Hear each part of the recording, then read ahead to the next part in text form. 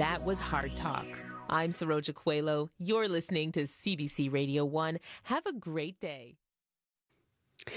Good morning, Manitoba, and hello, Winnipeg. I'm Marcy Marcusa. This is Information Radio. We are live downtown in our CBC studios. Thank you for joining us. We're on air till 8:37 a.m. And in Winnipeg today, we're expecting a 60% chance of some lovely flurries later this morning and a high of -3. And then we are expecting that between now and Monday, we could see just a little bit of snow. Let's say good morning to the team. Good morning, Corey Funk. Corey directs the program and also is on air with us covering the commute. Good morning, Abby Adiyemi. Abby is behind the controls of the show and also will be covering the weather forecast on air. And good morning to Kevin Ipatebo, who's behind the controls of our YouTube stream, and we hope you check it out and watch us there as well. Kevin's our YouTube producer. Heather Wells is here also, 3 minutes to 6 a.m., as I mentioned, and she's here with your headlines. Hi. Hi there. Well, a residents group worries some people won't get a say on a proposed location for a supervised consumption site. The Manitoba government has identified a location somewhere in downtown Winnipeg, but won't say where. The Point Douglas Residents Committee says it was asked by Aboriginal Health and Wellness to be part of the consultations, but the spokesperson for that group says they're worried residents outside the vicinity of the location won't get a say. So we'll hear more about that as well.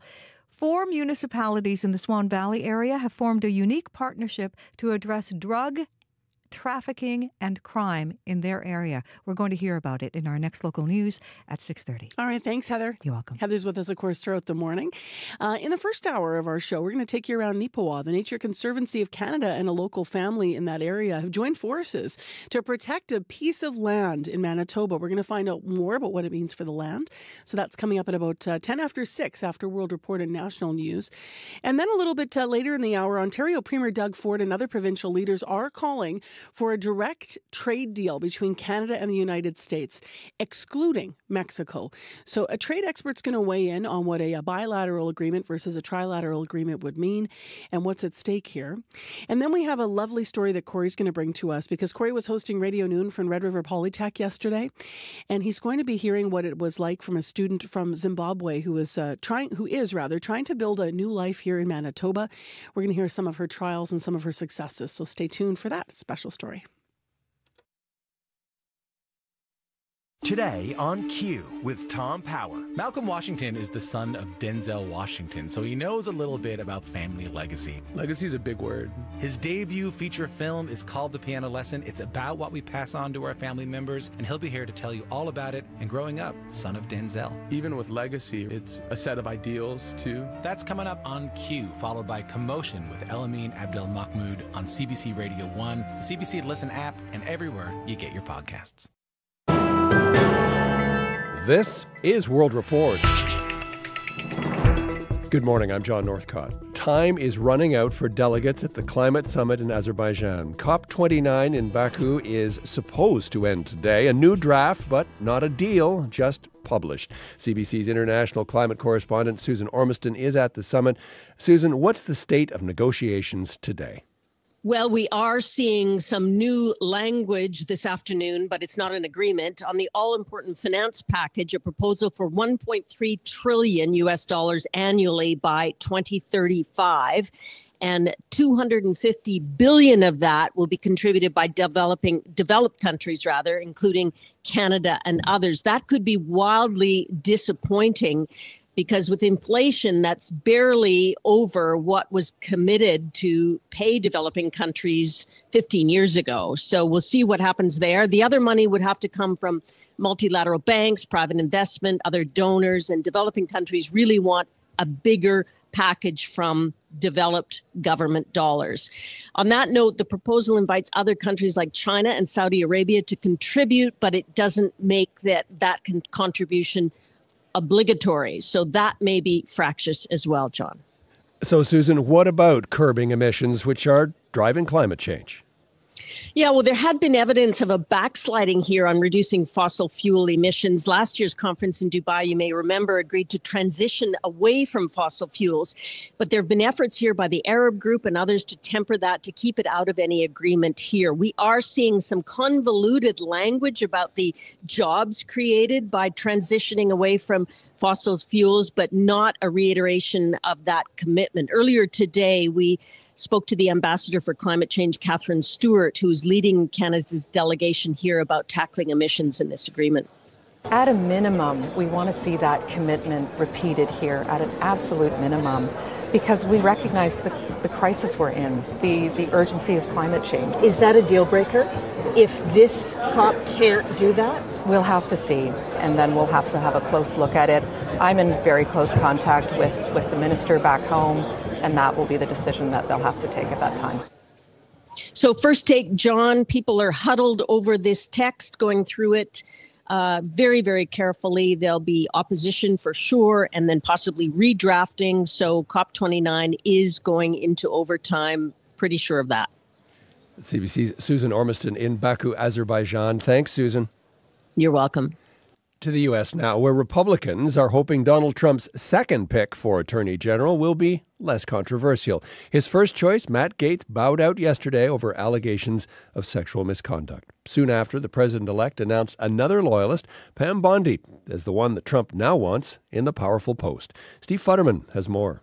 Just hours after Matt Gaetz took his name out of consideration, Donald Trump announced his new choice, former Florida Attorney General Pam Bondi. Like Gaetz, she has been a Trump loyalist going back to 2016. America's for Trump, and so am I. Clearly, she is a more traditional choice. As for Matt Gaetz' withdrawal, senators on Capitol Hill seem to be happy to end the drama. Democrat John Hickenlooper had a one-word reaction. Your initial reaction? Relief. Missouri Republican Senator Josh Hawley said he is ready to move on. This is the president's cabinet.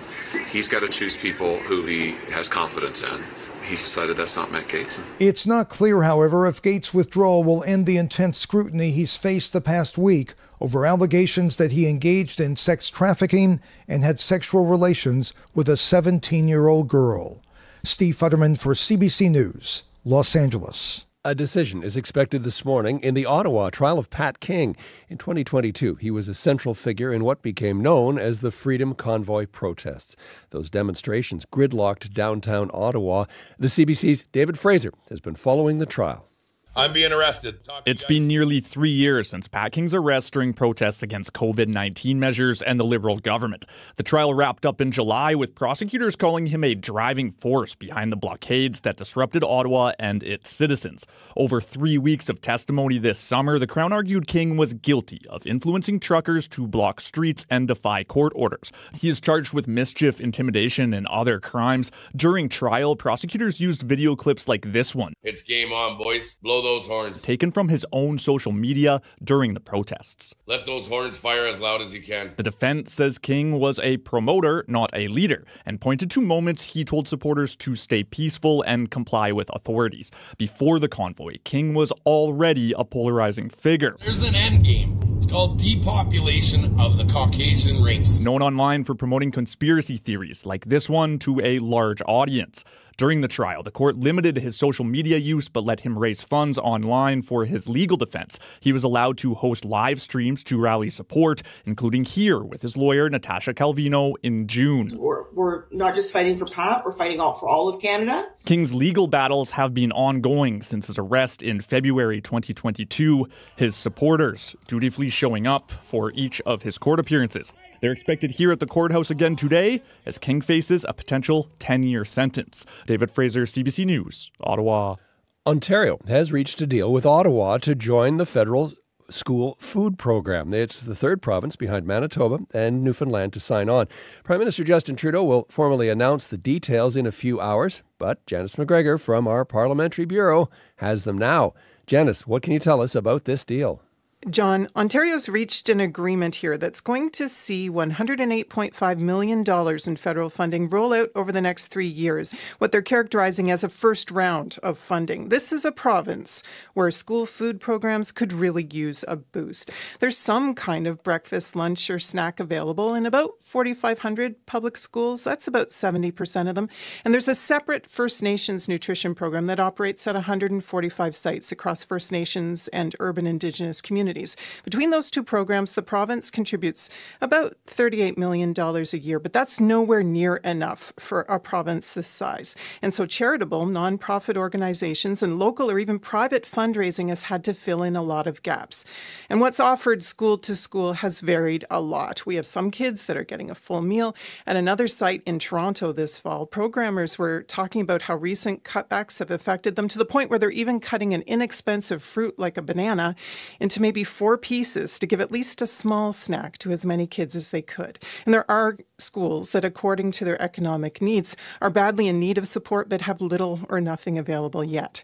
Earlier this fall, Doug Ford said he was, quote, all in on the negotiations with the federal minister to unlock this funding.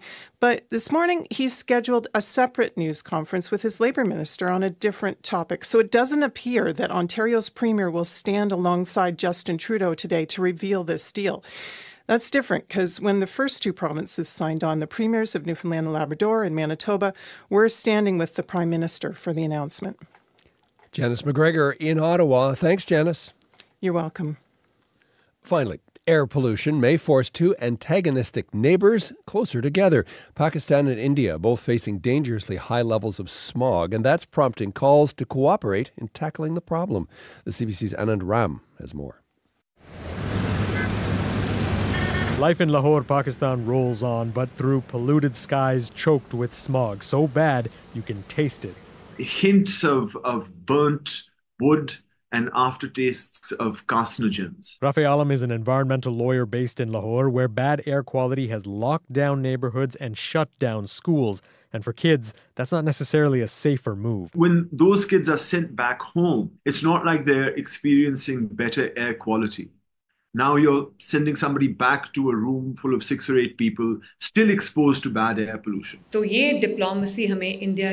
pollution's so bad in Pakistan and northern India, it's got usually bitter neighbors calling for cooperation. Because the winds don't know our borders, said one Pakistani minister earlier this month. Experts suggest one such effort could be standardizing what bad air quality levels are.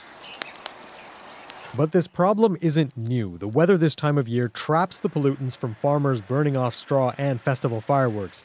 But some experts say blaming those alone ignores emissions from transport and industry. Tanushree Ganguly is with the Air Quality Life Index Initiative in New Delhi. Standards for motor vehicles, standards for large-scale industrial sources. I think we're seeing significant violations across regions. So for these two countries, constantly at the top of global poor air quality rankings, cooperation needs to go beyond the current climate. Anand Ram, CBC News, Toronto.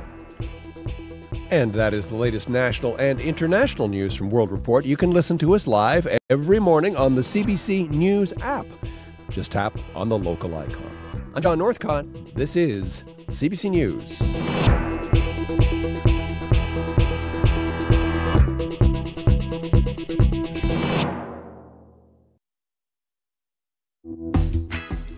Good morning, Manitoba, and hello, Winnipeg. I'm Marcy Marcusa. This is Information Radio, and we're live in our downtown CBC studio. Thanks for joining us on 89.3 FM, 990 AM on the app or YouTube.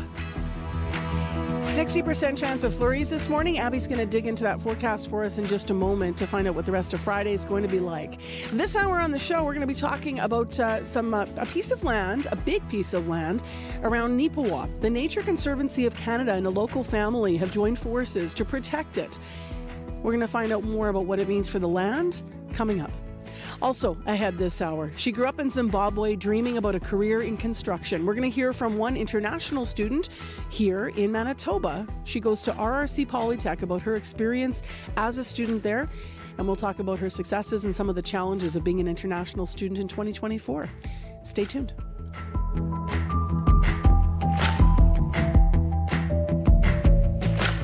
Right now, though, Heather Wells joins us from our news center. Good morning. Well, jury deliberations are expected to begin today in the U.S. trial of 2 men charged after a family of 4 from India died froze to death trying to walk across the border from Manitoba into the United States in January of 2022. The jury is expected to be given instructions from the judge later this morning. Steve Shand and Harsh Kumar Patel have pleaded not guilty to 4 counts related to human smuggling. 4 municipalities in the Swan Valley area have formed a unique partnership to address drug trafficking and crime. Wayne Gelsinger welcomes the plan. He owns a convenience store and bakery in Swan River. He says he's been robbed as many as 4 times a day. He believes drugs in the area are fueling almost all the crime. So bad, he says, he no longer lets his employees work alone. I'll be back with more Manitoba news at 6:30. Hang on a minute here. 4 times a day? 4 times a day. Wow, man. Well, how do you even deal with that? All right. Thank you, Heather. You're welcome. 6:12 is the time right now. Let's say good morning to the team. Corey Funk, good morning. Hello. Abby is upstaging you. Hi, Abby Adiemi, good morning. Good morning. Because you guys, like, in the War of the Hats, I think Abby's won there. He always wins the War of the Hats. I'm a plain hat kind of guy. Keep it pretty straightforward. Abby's he's way more fun than me. Well, you've got a nice classic hat. Same one as yesterday, but Yeah. it's got that good mustardy color. What's all over your hat, bud? Pokemon. If I catch them or if I touch your hat, do I get points? Like as You if will I caught get them? points if you can touch. Right, I don't think that's how Pokemon works, but cool. We'll have a cradle rocker in the studio for my phone. You can look that up, Corey, to find out how Pokemon works. Cool. Let's get into what's happening in the forecast, Abby. Yeah, we're going to see cloudy skies across the province with chance of flurries in some areas and chilly temperatures. The north will be seeing snow and chilly temperatures getting in the range of the -20s, while for down south, it's just going to stay cold, but we're going to see that breaks in the cloud due to the cloudy conditions we'll be getting. Winnipeg, though, it's going to be mostly cloudy. Expect cloudy skies. We will see a chance of, flurries late this morning into the afternoon. It will stay chilly, and we get to a high of a -3 with light winds today. The wind chill this morning, though, it's going to be feeling close to -15, and then improving to around -17 as you get towards your lunch break. So I'll tell you, cloudy skies, a few flakes here and there, chilly temperatures across the province. We're going to see highs near -3 in Winnipeg, as mentioned, to -6 in the Brandon area. Churchill, -5, and then it's going to be much colder as we go further north. Currently, Winnipeg, we are at, -5, and we should just get to -3 later. All right. Thanks, Abby. Thank you. The commute. Corey, anything to say this early? No, nothing major. Highway conditions need to be improving in southwestern Manitoba. Still a couple of spots that are covered, particularly still around Boys of Vane, but it's still not too bad overall. Number 1 is looking good too. If you see anything else, though, give me a call, 204-788-3093.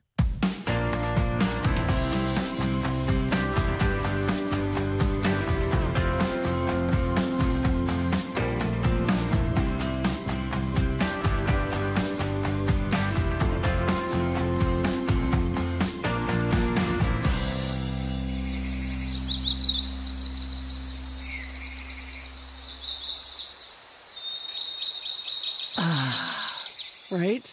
We thought we'd start our Friday morning with a little bit of the calming sounds of nature today, and there's a reason for that. The Nature Conservancy of Canada, as I alluded to, has announced a brand new protected piece of land here in our province. The Langford Escarpment Conservation Project now protects 178 hectares of land. This is just outside Neepawa, and the announcement was made officially yesterday. Josh Dillabo is up early on Zoom with us and with the Nature Conservancy of Canada. Hi, Josh. Good morning, Marcy. How are you? I'm well. I feel calmer after hearing the nature. Well, that's great. Tell me a little bit about this land and what it's like, the piece of land. Yeah, so whenever we think about this piece of land, it's 70 or 178 acres or hectares. Sorry, I'm still stuck in my old acres, but it's 3/4 sections, kind of 2 across the top and 1 across the middle. And if you held up your hand and put the number 4 straight up and put it on a 45 angle to the sideway, these fingers would represent the braes of ephemeral stream that run through it. And then the spaces in between would be these native prairies that are so rare.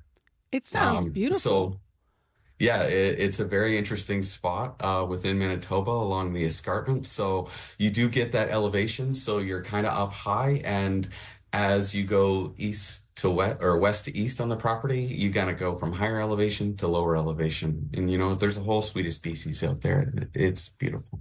A suite of species of what? Well, we have, all the large mammals out there. So we have elk, moose, deer. There's wolves that have been known to be on the property, bears, a whole bunch of other little critters out there too. We have rare ones like the name says common nighthawk, but they're not as common as they once was. We have eastern wood peewees and golden-winged warblers that use these braes of rivers with the trees along the edge as travel corridors. So we find them there traveling through in the springtime. Out on these grassland expanses. Sorry. No, not at all. There's, they're home to these sharp tails that love to dance in the springtime and chuckle as they fly away. So I was just going to say I have to Google the peewee that you mentioned. I've never heard that before. Yeah, they're a neat little forest songbird, and they're the name describes them very well because that's their call. So let's talk about where this came from, because this beautiful land we're describing and all these species, it has some interesting history. So the property was owned by a family for more than a century. The family has now donated a quarter of this land to the conservation project that we're talking about. How did that come about? Yeah, so we do projects in a number of different ways. This one, the property was actually for sale via real estate. And we actually just reached out to the realtor to see if there would be any interest in the family securing the long-term vision of the, historic grazing on the property, and if, they would be willing to donate it. And, we're very lucky that lucky and humbled that the Harpers chose Nature Conservancy Canada, out of all the potential buyers, and we're willing to donate that back. It just shows their commitment to the native prairie and the grassland that's so rare on this property. I'm watching the photos go by, the images of the land. You described it beautifully, but if people are on YouTube, they're getting a real treat while we're talking today. Tell me a little bit about why this particular prairie grassland needs protecting. What was the concern, or what is the concern? So prairie grasslands, they're the least protected, most endangered terrestrial ecosystem on the planet. It's even more rare than the Amazon rainforest. And across the prairies, we've lost 80% of that. And we're working very hard to protect that last 20% that we have. And we've actually, at Nature Conservancy Canada, launched our Prairie Grasslands Action Plan, where our goal is by 2030, we have protected 500,000 hectares of land of these native grasslands. And that equals out to be about 6 times the size of Calgary. What is the actual protected plan? Like, what does it look like? Do you stick signs up? Do you just own it forever? Nobody can develop here? Like, how do you protect it? Yeah, so these native grasslands, they're a disturbance-based ecosystem. So the intent is that, we continue to properly disturb these grasslands with grazing or prescribed fire or other management techniques that we use. And yeah, our number one threat to our loss of grasslands is conversion. So we do, like you said, we do put up signs to advertise that these properties are protected in the future by Nature Conservancy Canada. And then, we do all the hard work in the summertime to look at the species that we have out there, that species composition, and how can we best manage that? Is it timed by a certain rotation of grazing? Could it benefit from prescribed fire? Are there other techniques? Do we need to worry about invasive species or not? So think of it like a giant puzzle piece, and we put it together, and we work a lot with our partners and local communities to basically have a spot where viability of economics of a local grazing agriculture, and then also a spot for the community to go to as well. I was going to ask you about that, what it would mean for, the local community, in this case, people around the Nipawa area. Because if this was private land before, they wouldn't have been able to access it. So there's a benefit there, right? Like, can they access it right now, or is that in the future plans? A lot of Nature Conservancy lands in Manitoba, they are open for people to come and walk on and visit. However, we do ask that people do give us a shout.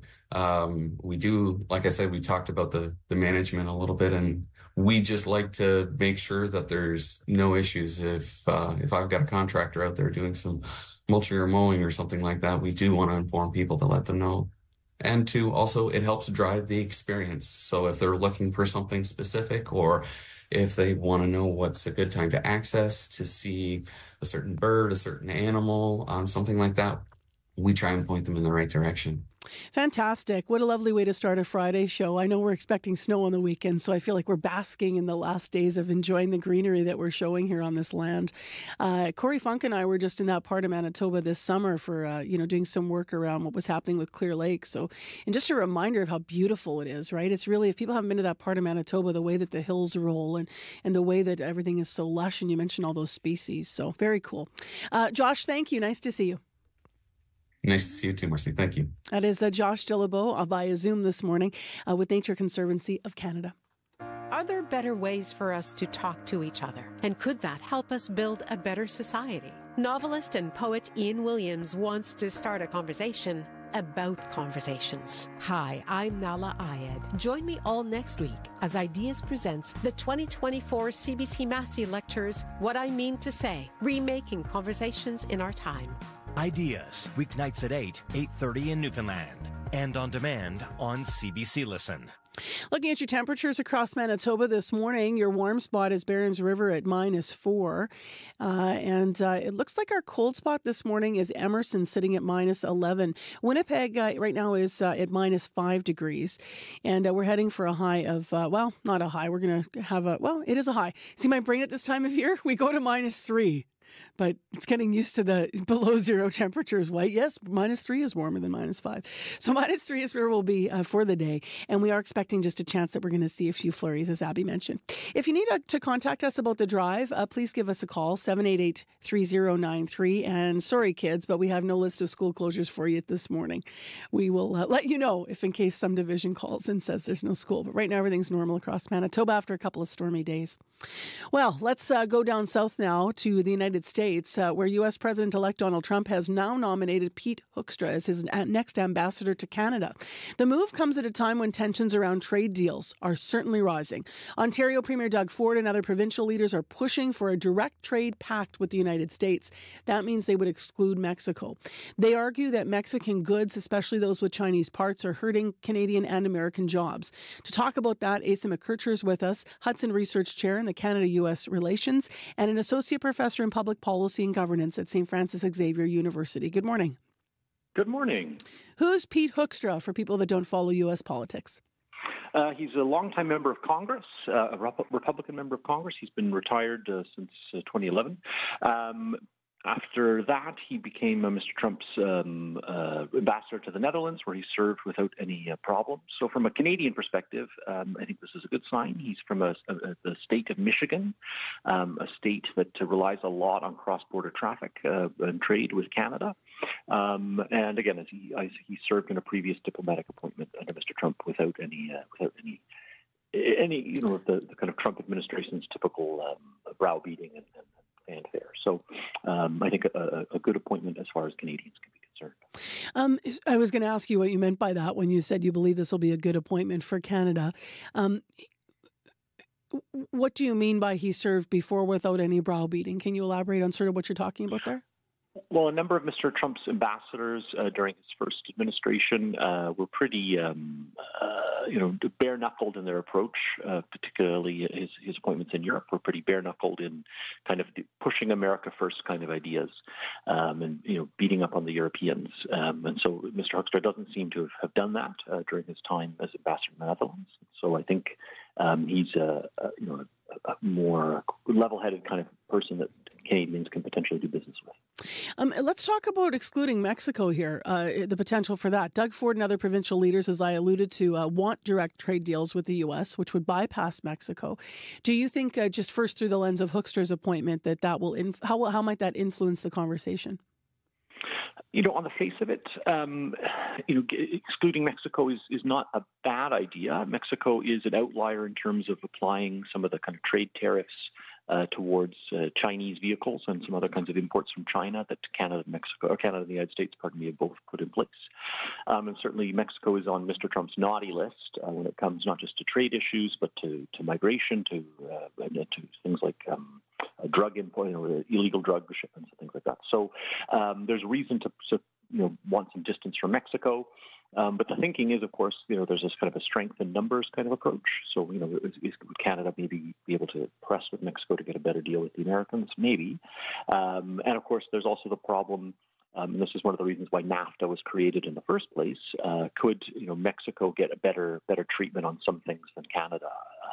If there's bilateral deals. And so that's one of the reasons why just a few years after the Canada-U.S. free trade deal was agreed to in the 1980s, why it was expanded out to include Mexico is because the Canadians were very worried that any kind of bilateral American-Mexican deal might include more beneficial things for Mexico than for Canada.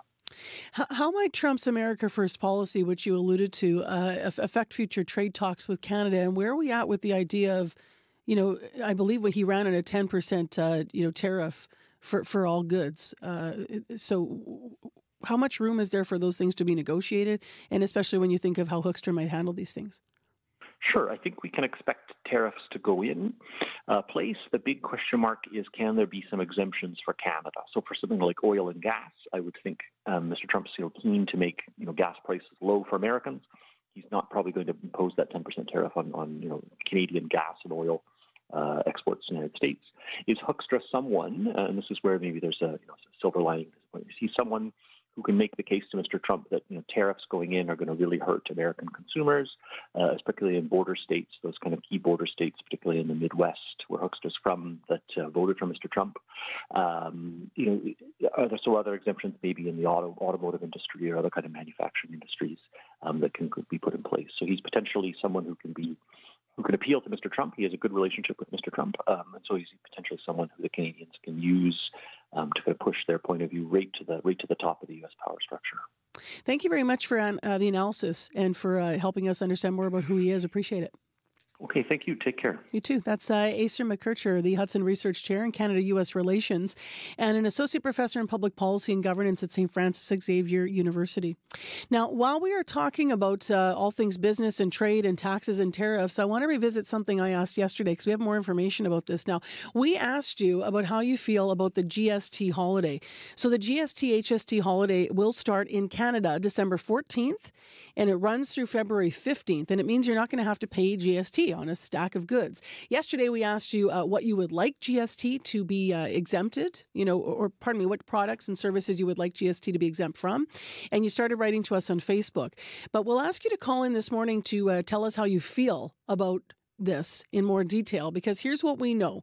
No GST on prepared foods like vegetable trays, prepaid meals and salads, restaurant meals, snacks like candy and granola bars, beer, wine, cider, and premixed alcoholic beverages below 7% alcohol. So there's a caveat there.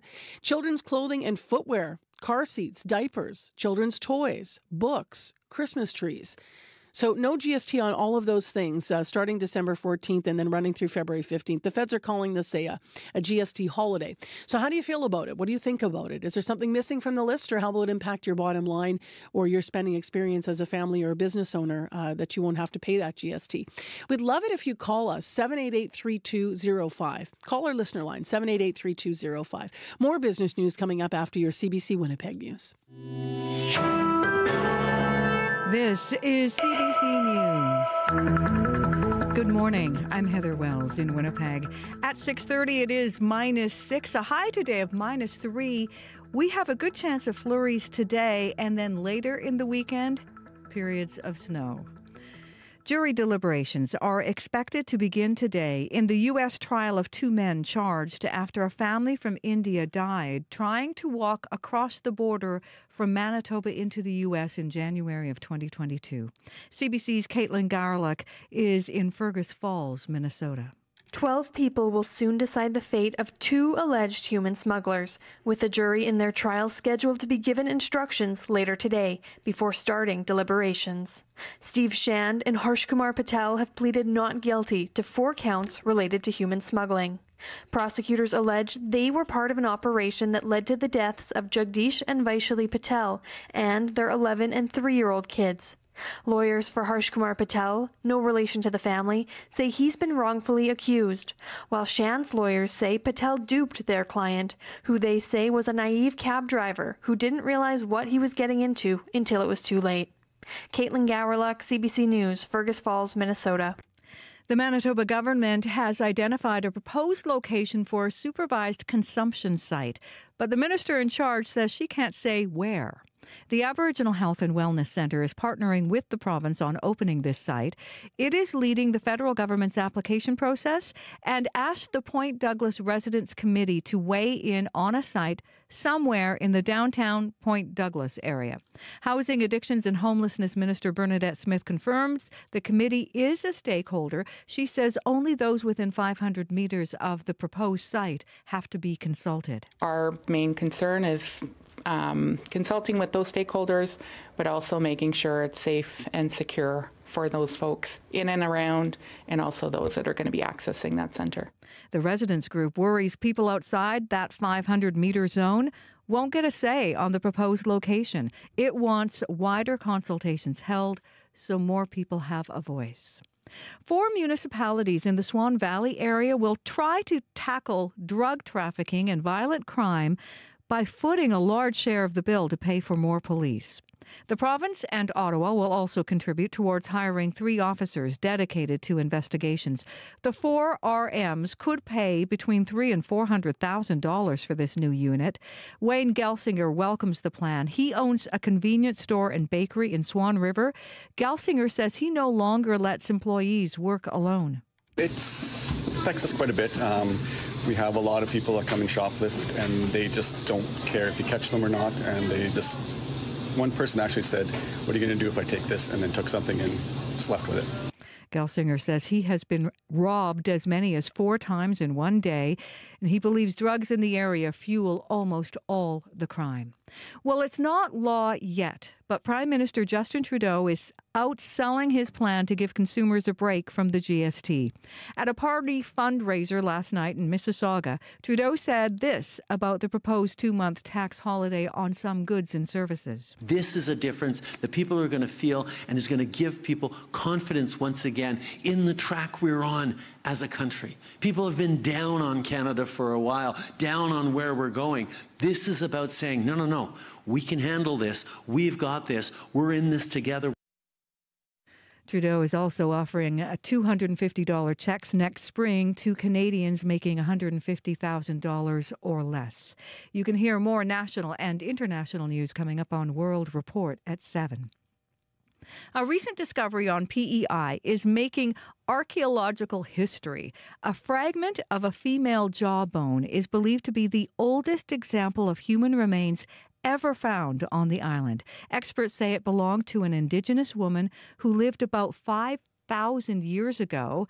Janine Wooldridge is executive director of Ulnue. It's a group now caring for that artifact. She says it is a significant discovery for the Mi'kmaq community. It's our oldest ancestor that we know of. It's not every day that you come across something that's 5,000 years old and you have the radiocarbon dating to prove that. It's so empowering to know that we are gaining a fuller picture of our history here on Abegwit. Abegwit is derived from the Mi'kmaq name for Prince Edward Island. Wooldridge says they will consult with Mi'kmaq elders before deciding what to do next with the bone. You can find more news updated throughout the day. All you have to do is head to cbc.ca/Manitoba. All right, thanks, Heather Wells. You're welcome. Let's get into what's happening in our regional forecast now with Mr. Avi Adeyemi on our Friday, November 22nd. We're already near the end of the month. That's crazy. I know, right? It's Wild. 22nd and a few more sleeps before Christmas, just saying. We're in the window now. Putting that vibes out. Across the province, we're expecting cloudy skies with some flurries here and there in the north, and that would would also be felt in the southern part of the province.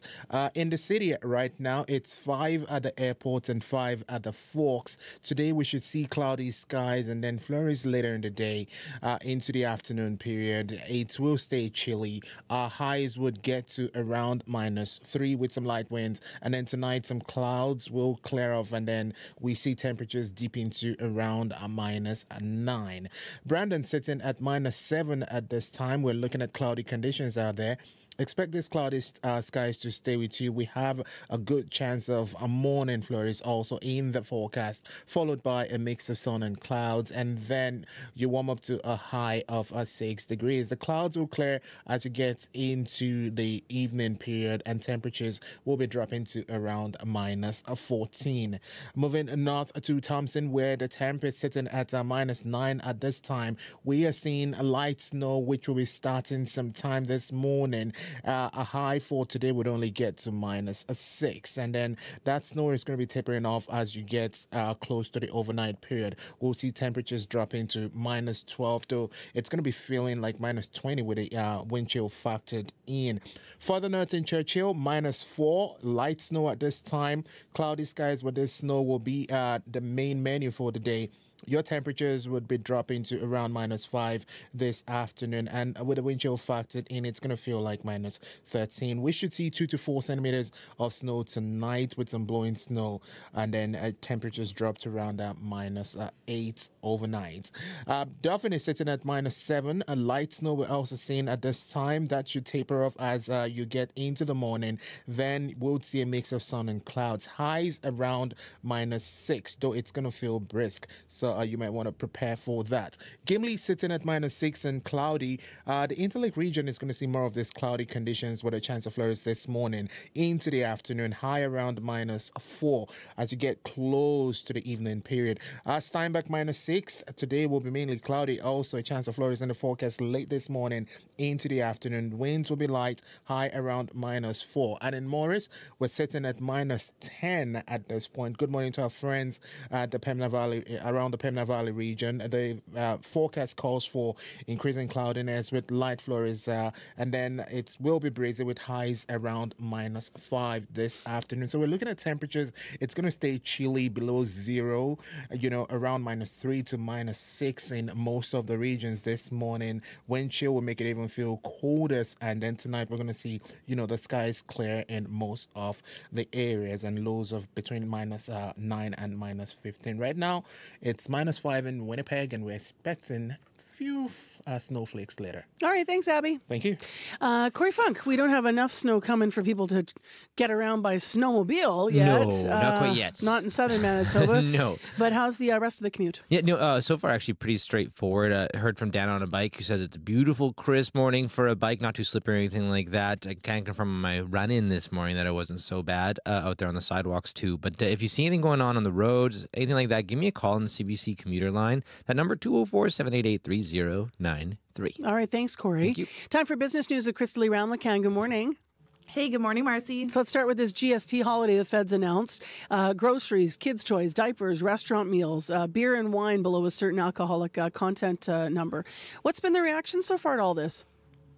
Well, retailers are excited, but some say preparing for the tax cut will mean a lot of extra work for them. So the Retail Council of Canada says the change will be time-consuming for some, as businesses will have to go through all of their products to determine which need to have the tax removed between this proposed time period between December 14th and February 15th. Because, the list of qualifying goods is quite long and wide-ranging. It also includes things such as candy, games, audiobooks, and even Christmas trees. So the administrative burden here is really going to fall on suppliers and retailers, and some small businesses may not have the resources to make those changes quickly to their point of sales systems. So here's Jillian Petit, who is, with the economics department at the University of Calgary, about what this will mean for consumers, so people like you and I. This policy will put more money in people's pockets at the checkout. In particular, it's going to put more money in the pockets of persons with higher household incomes. So persons with higher household incomes are going to save a large amount on their GST They have more income, so they consume more. Persons with lower incomes are also going to save on the GST, but they're not going to save as much in dollar values. They have less income, so they consume less. Now, the Canadian Federation of Independent Business says some retailers are concerned people will hold off on purchases between now and December 14th, and then that will negatively affect sales, or that some people will return purchases and cancel orders until they can save on the GST. But others see the cut being beneficial when business is usually slow in January.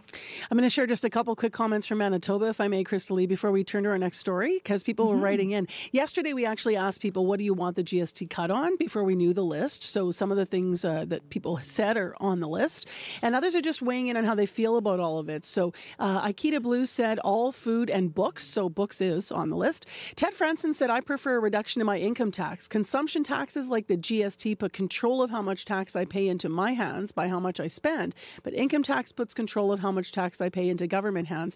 Reduce my income tax. Let me decide how much GST I pay. So just a point of view on that. And then Rhiannon Frost saying meals at restaurants was on her list, and it is on this list, as you just said. So if you want to join the conversation, by the way, you can call us 788-3205 if you want to weigh in. Let's go to another story here. This one's about Google. Google might have to sell off its Chrome browser. How come? Well, the U.S. Department of Justice says it's proposing a list of measures to restore competition when it comes to online search. So it says that Google should sell the world's most widely used browser, which is Chrome, because it cross-promotes Google's products and hurts competition. So Chrome is a pillar of Google's business and provides user information that helps the company target ads. And the DOJ also says that Google should share data with rivals to try to end this monopoly that it has. So a judge has deemed that Google has an illegal monopoly in search and related advertising. And Google pays billions of dollars every year to Apple and other vendors to make its search engine the default on their devices. So it's not a coincidence that Google is the default there. They pay for that. And, this landmark case has the potential to reshape how people find information. So the prosecutors say the measures would be in place for up to a decade. Here's Eleanor Fox, who is an expert in antitrust law at New York University. The Justice Department is going to try to prove that the effect will be pro-competitive and that it will give the rivals a real chance to get into the market in a significant way, because they do not now have the real chance to get into the search market in a significant way. And if there is significant competition invited in and that comes in, that will have a very good effect on consumers and users. Now, Google says the rules would be government overreach and would harm consumers. So a trial on the DOJ's proposals has been scheduled for April, but President-elect Donald Trump and the Justice Department's next antitrust head could step in and change the course of this case. And finally, luxury automaker Jaguar has made a big rebrand. What's the reaction been so far? Yes. So Jaguar is really betting that a colorful rebrand will help it successfully fully launch into the electric car market. But some critics are questioning whether the UK legacy brand still knows how to sell cars. So an avant-garde 30-second ad was released this week. It shows a diverse group of expressionless people that do not talk, dressed in bright colors and sculptural garments as they kind of stride across this futuristic-looking pink and yellow landscape. And it closes with a look at the carmaker's new logo. So that's also been redesigned. The video displays phrases such as copy nothing and create exuberant, but it doesn't include any cars in the actual ad. Now, the company says it aims to convey Jaguar's new design philosophy of exuberant modernism, and the carmaker even plans to reveal a new design vision concept next month at Miami Art Week. But yeah, this rebrand comes at a crucial time for Jaguar because, well, some industry observers say it's been struggling to differentiate itself from its German competitors and their EV plans. Earlier this month, Jaguar said it would largely discontinue making its its gas and diesel models as it prepares to merge with an all-electric car line in 2026. It's interesting, right? When you think about perfume ads. Yeah. That's always been the style, but not for cars, and especially Jaguar, like all these colors, like it's a completely different rebranding. I was having a look while you're talking, yeah. See if it works. Markets so far today, what do you know? In Europe, stocks are slightly higher. Germany is down, the UK is up, France is down. In Asia, markets are mostly rising, tracking a rally on Wall Street. Japan is up, Shanghai is down, Hong Kong is down. Oil is down 70 cents to $69.41 US per barrel. Gold is up $30 to $2,698.70 US per ounce. And the dollar is down almost a tenth of a cent to 71.5 cents US. All right, thanks a lot, Crystalie. We'll talk to you on Monday. Okay, chat later. Thanks, Marcy. That is Crystalie Ramlicam with our business news right here on Information Radio.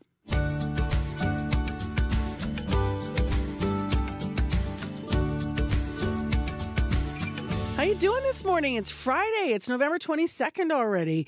6:46 a.m. the time right now. Here with our team at Information Radio, Kevin, Corey, and Abby behind the glass. Heather Wells in our news center. She has your next headlines before 7. It's -5 in Winnipeg. Winds are calm. We're going to be around -3 and have some flurries today.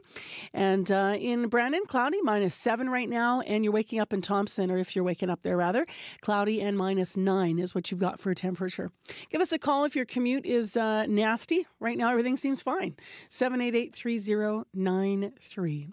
Well, speaking of nasty, those scammers are sure getting sophisticated. Yesterday on the show, we heard from a Manitoba woman who got ahead of nearly being scammed from someone who was pretending to be a worker from Manitoba Hydro. But if you've ever fallen for a scam, then you know how it can feel. There's an Ipsos poll from earlier this year. It shows that while most Canadians are confident they can avoid scams, just under half of Canadians admit that they have been scammed, at least once. As I mentioned, it's becoming increasingly sophisticated. 3 in 5 Canadians say that they know someone else who's been scammed. And contrary to some popular belief, baby boomers are not more likely to be scammed than younger generations. That had CBC's Rose Murphy wondering how open people are now to speaking about their experiences with scams. Hi there. I'm asking people whether they have been or almost been scammed, either on the internet or on the telephone recently. I've gotten them, but I hang up. It's because my husband almost got scammed last summer. He was getting ready to give them their visa number, and my kids were there and said, "Dad, what are you doing?" We're maybe a little more knowledgeable. Like I got a text yesterday. No, it was a phone call. And a recording immediately came on and said, "Your SIM card will be disabled in 2 hours unless you contact this number." But I knew enough to hang up, so. And nothing ever tempts you online looking like an amazing deal or somebody needing help or anything?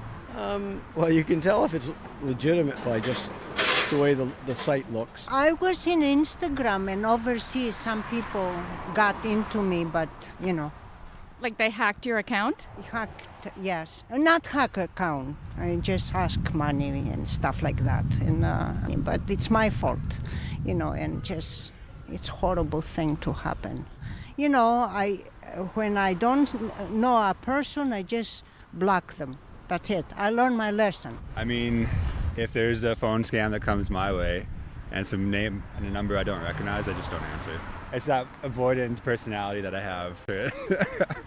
But in terms of emails, I mean, I think it's pretty evident. None of the information is correct. The spelling is all over the place. You know, everything's misspelled. That's just my hot take. And you've never come close to falling for, say, like a Facebook Marketplace scam or an Instagram scam? I don't got Facebook Marketplace. I don't even have a Facebook profile. So this is how you protect yourself. This is smart. Avoid social media, yeah. Have you encountered anything like that? Thankfully, no. I just actually rely a lot on my husband. He's a computer boy, but he tends to sense things if they're not right. I've shown him things and he said, "No, Janet, that's a scam." And do you know how he can tell? I think he looks at the codes and the numbers, and otherwise he's just magical. Yeah. Okay, well, thanks so much for stopping to chat. You're welcome. This wasn't a scam, was it? Yesterday, as I mentioned on the show, we had the story of a Manitoba woman who avoided being scammed. And if you want to read that story, cbc.ca/Manitoba, and also advice for how to protect yourself too. It is 9 minutes now to 7 o'clock, and CBC has a newsroom set up over at RRC, Red River College Polytech's Notre Dame campus. This is part of CBC Manitoba's Communities in Focus, in this case, the campus community in the city within the borders. We yesterday were there live with Radio Noon. I shouldn't say we, but Corey, you were hosting Noon. Yeah, sure was. And the focus we had particularly was the experience of international students. And one of the people I spoke with was Rebecca Ravondo, and her story really stuck with me. And actually, after the show, too, people were like, "Man, Rebecca, what a story she's got." So she's an international student from Zimbabwe, and she's in the construction management program at RRC Polytech. She came to Winnipeg last year, and when I spoke with her, she began by explaining why she wants to work in the construction industry. Corey, I was born in construction. My dad was a building contractor back home in Zimbabwe. So I literally grew up on the construction site. My dad used to take me to work. My parents and my mom left when I was 18 months. So my dad used to take me to work. I would sleep in his office. He would bath me. He would cook for me. I would just go on the site. I was all over the office. So it's just in your blood. Yeah, and so then, so it sounds like you've got deep roots in the construction industry in Zimbabwe. Why come here? For me, I think my parents passed away. My mom died when I was 19. Sorry to hear that. No, we're all gonna die. It's part of life. So unfortunately, that's the hard truth. So my mom passed away when I was 19, and my dad passed away when I was 20. So at the time, I was supposed to go to the United Kingdom to do an architectural degree, but the opportunity left. So I spent 7 years of my life fighting, battling with my 14 brothers and sisters over my dad's will. There was a lot going on anyway. His will was implemented after 7 years. So I had to start working early at 20. The best thing that anyone can do is sales. So I got into sales. It was in a tiling company. So I worked there. My sister was in university. I had to take her to school, so I had to pay her fees. Wow. So it was one of those kind of stories. So it took me a while to actualize to what I wanted to do. And the reason I came to Canada was I was looking for a particular program, one that allowed me to do the coursework of construction, learning about construction, and also be able to have a practicum in the field. So Winnipeg, Red River Polytech offered exactly that. That's why I came here. And what was your experience when you first came here? I keep saying this, but I think it comes from a good place. Yeah. I come in peace. I literally come in peace. I left my country as a person because in my country, black people, white people, we are the same. No one looks at anyone based on color. I came to Canada and I literally arrived as a marginalized black person. So yeah. What was your experience that led you to experience that? Just the way things are here. When the perception that I had of Canada when I was in Zimbabwe was completely different to what I saw when I came on the ground. But in that respect, I'm sure it's the same thing when people look at Africa, the perception that they get, and when they actually go in person, are completely different. So coming from that angle, we can all have some grace for each other. It wasn't what I expected. Yeah. And I had to readjust my mindset to be like, okay, this is what is on the ground. How do I settle in? How do I get into the system? So what impact did that have on you in those first few? Because also you're studying. There's lots of other things. You're adjusting to life here. So many things. Like I left my husband and my 2 children back home. Okay. So for that, I was out of place in terms of, I'm a mom, right? So I've got 2. My daughter was 2, my son was 6. So just trying to reconcile that with a 7-hour difference, trying to still communicate was something else. I was trying to put myself together. In my program, especially, you need a driver's license, right, to be able to now do the co-op. I didn't have the time, and the government gives you 3 months for you to be able to drive with your license from your home country. And then you have to get a Canadian driving license in 3 months. That was not possible. I was trying to arrive. My body was still on the way. I took a 36-hour itinerary to get here. I was still on the way because so many things were happening at the same time. And that, I mean, so, and I understand for all of the stress, like you're just mentioning probably just a few of the little things, but that had an impact on your studies, didn't it? No, my studies for me, okay. I paid so much money to be here. Right. I want a return on investment. So the first thing I made sure I was on top of my game was my studies. I am an A student. Right. I don't play games. I don't play games with my studies. That's what I came for. That's what my visa says. Right. I have got to fulfill the requirements of that visa. Right. So what do you think needs to change for, international students who might not have the same, maturity and initiative? Some people come here when they're only 18, exactly, right? At like very impressionable ages. Yeah, and so what do you think needs to change so when people arrive here off the airplane to study, they have the supports they need from the get-go? I think because there's so many NPOs that are actually structured, like I'm a black person. I'm proud to say that, that is the color of my skin. So to me, it's not a word that comes from, a strange place, but there are communities in each racial group that have NPOs that are there to support international students. And I think that needs to be brought to light. That information, that knowledge is not available for students when they arrive. The federal government wants to reduce the amount of international students. Exactly. What are you hearing from how does that disrupt your plans at all, or make you worried about your future at all? You know what? I came here. I wasn't exactly 100% sure what I was stepping into, but I will own myself that I made a conscious decision to be here. So whatever the government says and does, it's, I am not even a registered vote. I can't even vote. So whatever I say really doesn't have I don't count in terms of a person with a voice in this country. But the voice that I have is to support other international students, to give them tools, to be able to arm them with knowledge, to be able to navigate themselves in this new environment, no matter what future plans that they have. That's where I come from. We got 2 minutes before we got to go to news, and I want to leave looking towards the future. What are your plans? Do you plan to stay here in Canada, or do you plan to go back? I don't know, Corey. I don't know. I literally feel like we're given a picture that we are welcome here, but you do get the impression when you arrive here that you're not welcome. And I feel like that can be changed through open conversation. We need to communicate. People need to understand where students are coming from, or any immigrant. Someone wouldn't leave their country for no reason. They're coming to actually add value. We are literally coming to add value. And we're not competition in any way. No one I know has ever come with the perception of competition. That notion needs to disappear from society, from Canadian society. That's Rebecca Ravondo, an international student from Zimbabwe. What a great conversation. She is the construction management program at RRC Polytech, in conversation there with Corey Funk, of course, who was hosting Radio Noon yesterday. RRC Polytech is a studio for us right now. We're going to be live there next week with Information Radio as we focus on communities in focus at Red River.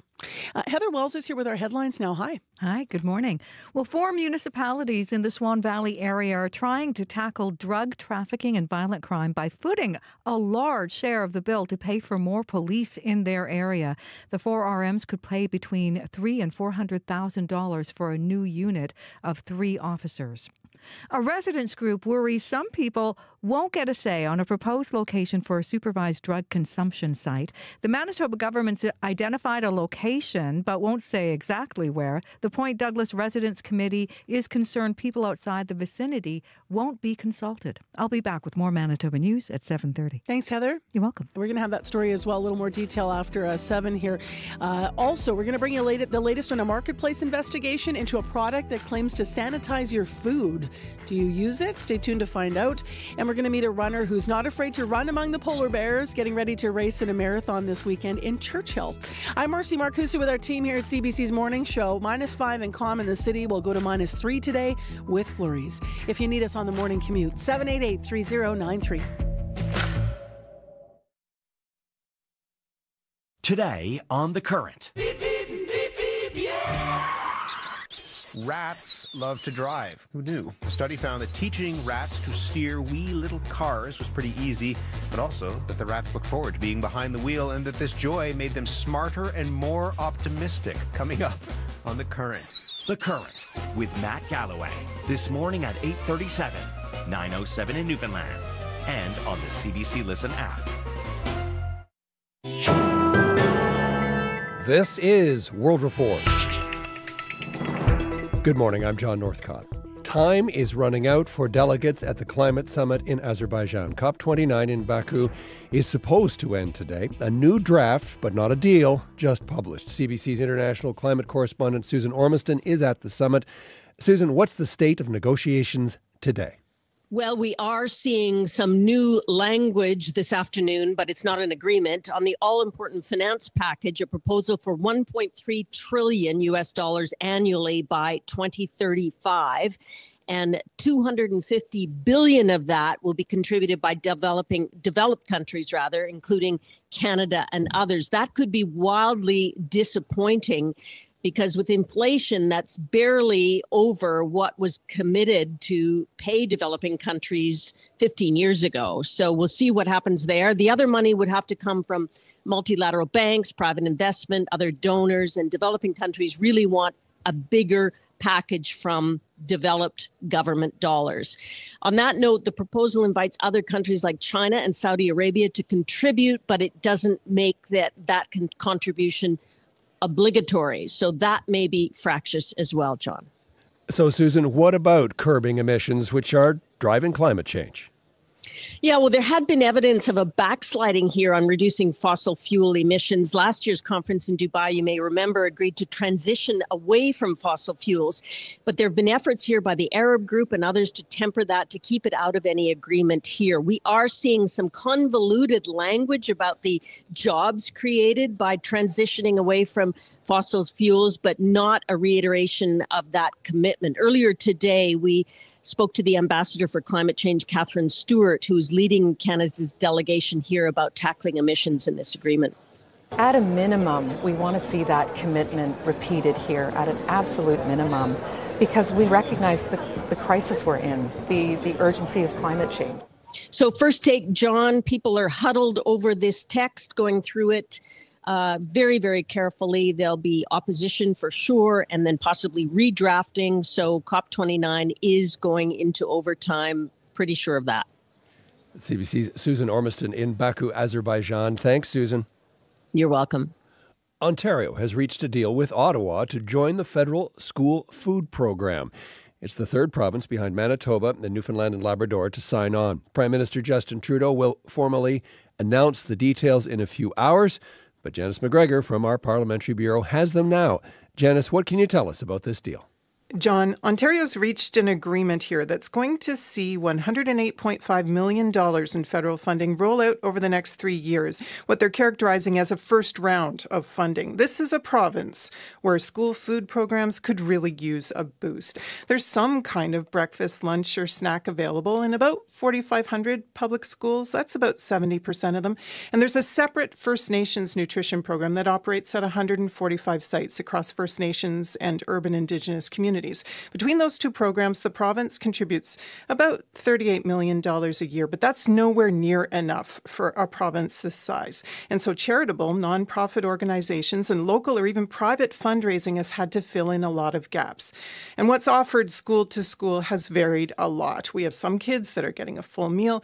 At another site in Toronto this fall, programmers were talking about how recent cutbacks have affected them to the point where they're even cutting an inexpensive fruit like a banana into maybe 4 pieces to give at least a small snack to as many kids as they could. And there are schools that, according to their economic needs, are badly in need of support but have little or nothing available yet.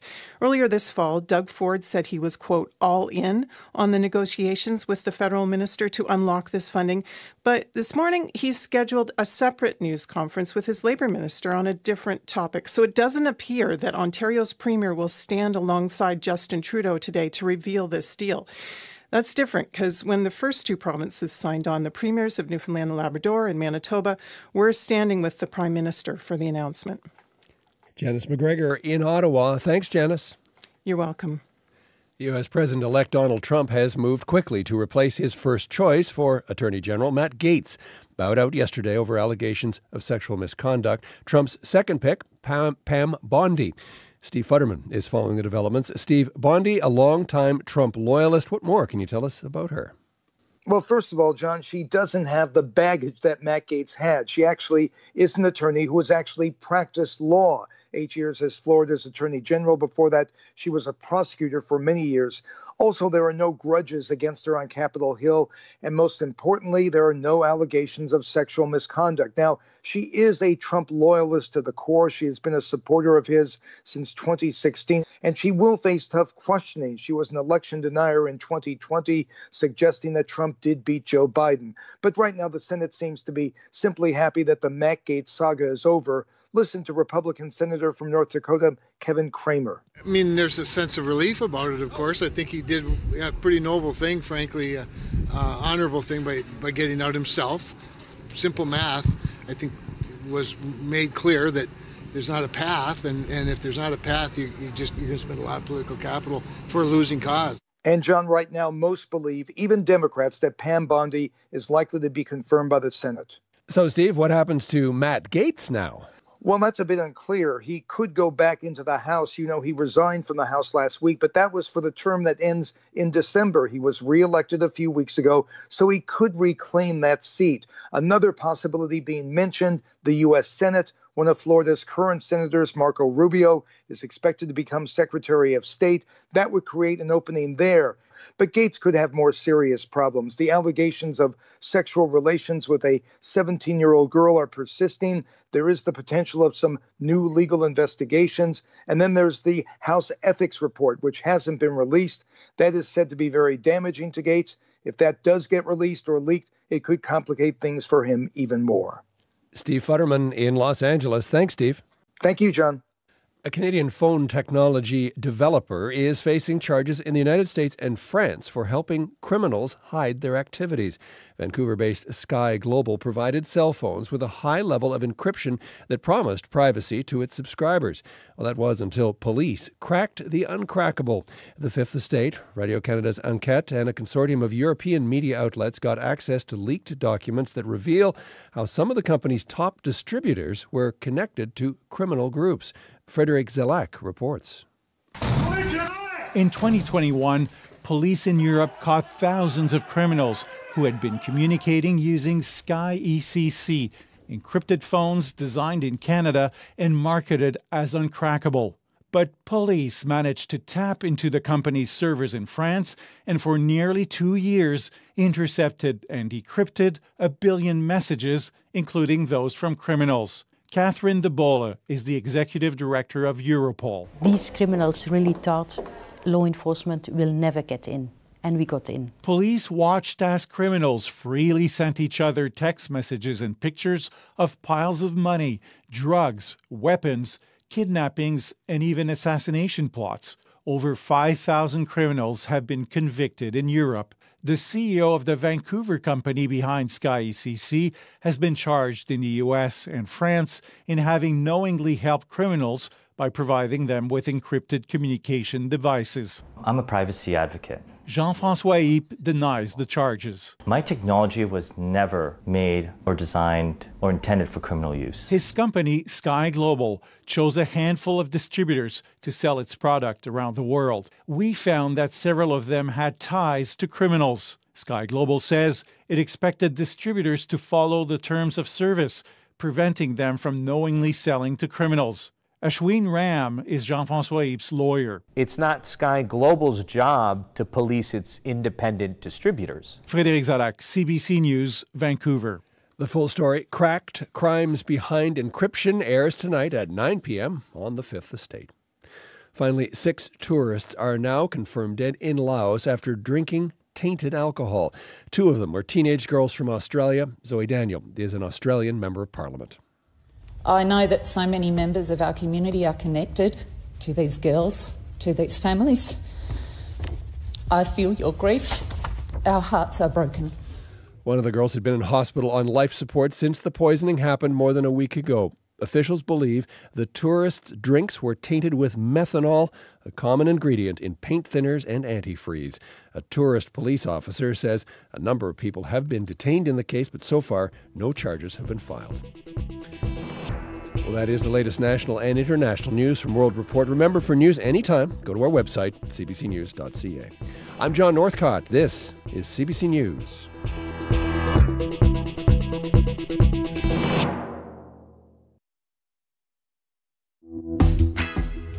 Well, good morning, everyone. Welcome to Friday, November 22nd. This is Information Radio. I'm Marcy Marcusa, and you're on CBC. 89.3 FM, 990 AM on the app, on YouTube.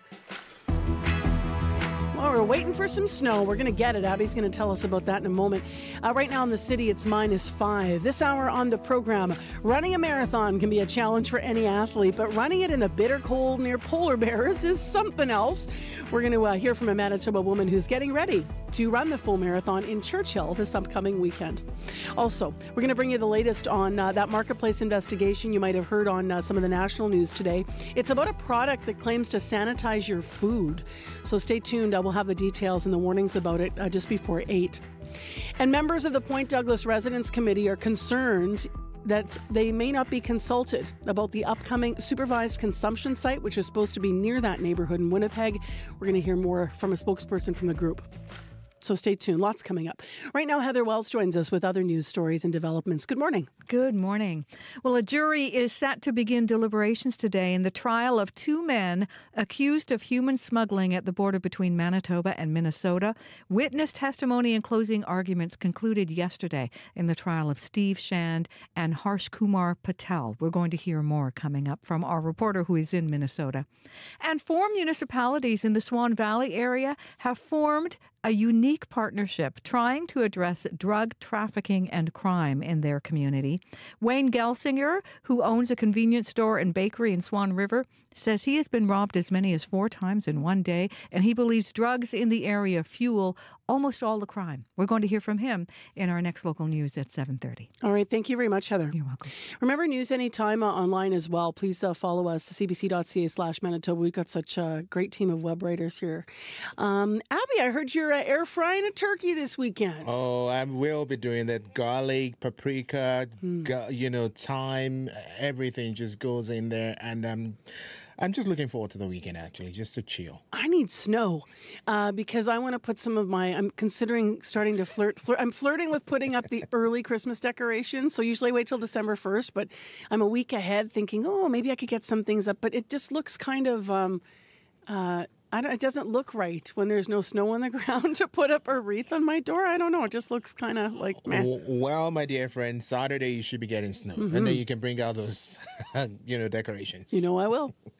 Right now, Winnipeg, across board, we're going to see a few scattered, light snow here and there. That's what's in the forecast today. Winnipeg, we are at -5. We expect the cloudy skies to start the day. There's a good chance of flurries or patchy light snow late this morning into the afternoon period, and it will be a chilly day, and we'll see a high of -3 with light breeze today. Cloudy skies, flurries, chilly temperatures across the province, highs near -6 in Dauphin and in Churchill, and further north we are seeing that light snow already affecting Churchill, and then Dauphin is also seeing light snow at this time. Flurries expected around the Red River through the Parkland region into Brandon as well, with highs around -6. But for today, Winnipeg, it's going to be cloudy, a good chance of a few snowflakes this morning and into the afternoon, and highs will be around -3, which is typical for this time of the year. And then, as mentioned, for the weekend, snow is expected to start Saturday night. All right. Thanks, Abby. Thank you. We were out in the newsroom, Corey Franco. I was talking to Darren, speaking of web writers, Darren Bernhardt, and he was saying when he's passing by, where people already have their inflatables up on the lawn and different decorations, it almost looks like, because of the lack of snow, like they left them up from last year. Yeah. Yeah. Yesterday we were walking home from daycare with my 2-year-old, and I guess usually there's a whole array on the corner of one person's yard with a whole bunch of those inflatable Santa's reindeer, like a whole thing. He loves them, but yesterday they were all deflated. Yeah. And he was going from each one. He was going, wake up, Santa, wake up. Oh, that's so cute. Yeah, it was like, wake up. They do look kind of sad when they go. Yeah, it was pretty sad. It was very funny. My dogs our dogs it's like they're attacking us. Why isn't anyone upset about this big inflatable snowman? Can't you see it? It was very funny. All right, the commute this morning. So far, very straightforward commute compared to 48 hours ago. That even the highway conditions seem to be improving as well. But do be careful if you are still in southwestern Manitoba, particularly around Boissevain, at least according to Manitoba 511. Some of the highways still being reported as covered, so just be pretty careful out there. Otherwise, number number one's looking all right. Here in the city, no major issues that I've heard of yet. But if you're out there, you see something going on, if you're walking, biking, driving, give me a call, 204-788-3093.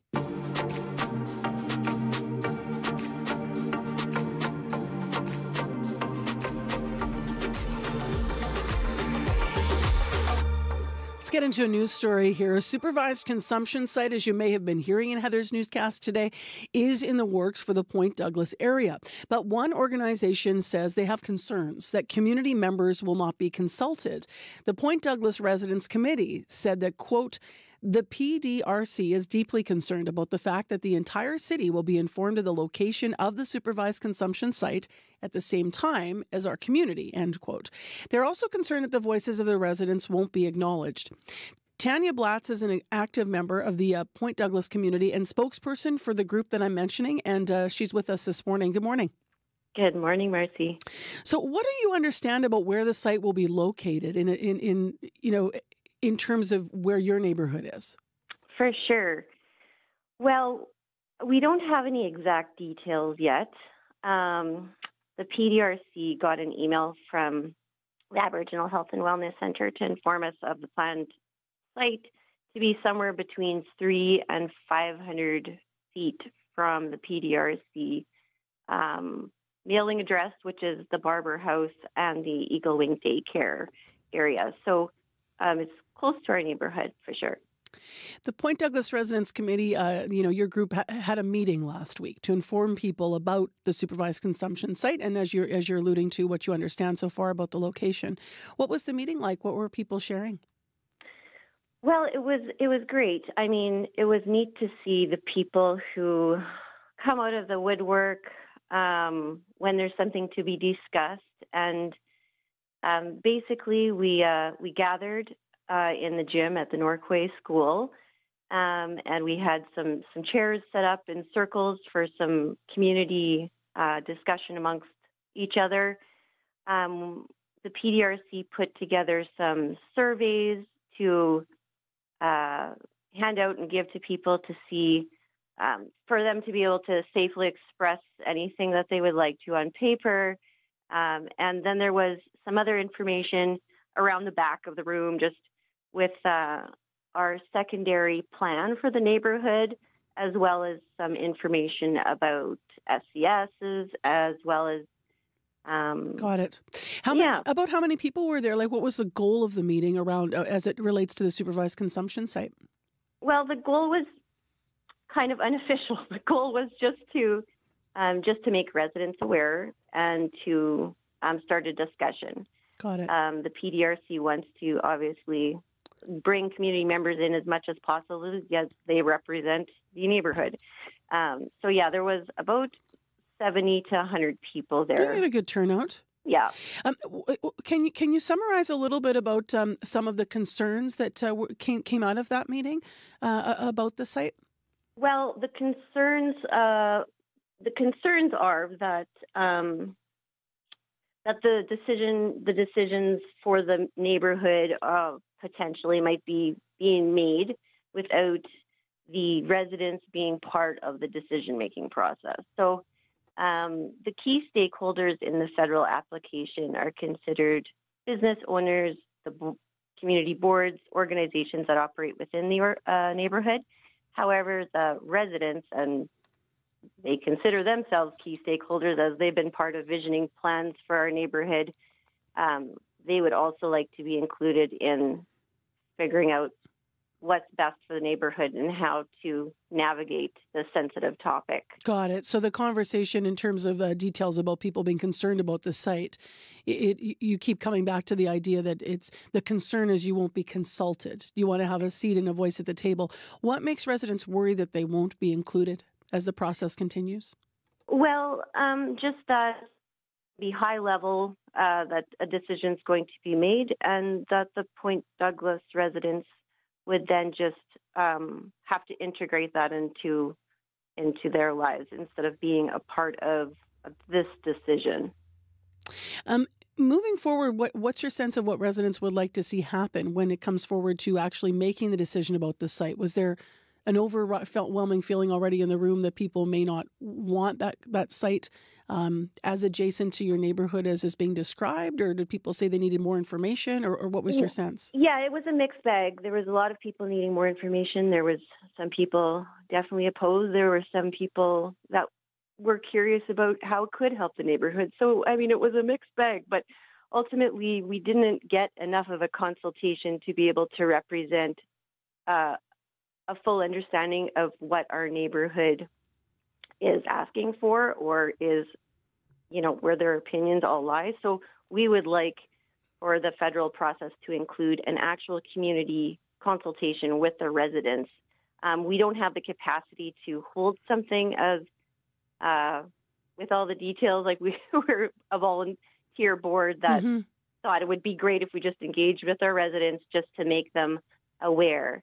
But it would be good if we could also be part of the process when it comes to the federal application level. So you don't want surveys at the door about what you think. You'd like to have a proper in-person, shouldn't say proper, but an in-person community consultation that is led by the with the real professionals, not just with the board that is trying to make sure that the community feels included. Because that's our main thing is we want to represent the community, but we're also all, full-time employees at our jobs, and we're trying our best to advocate.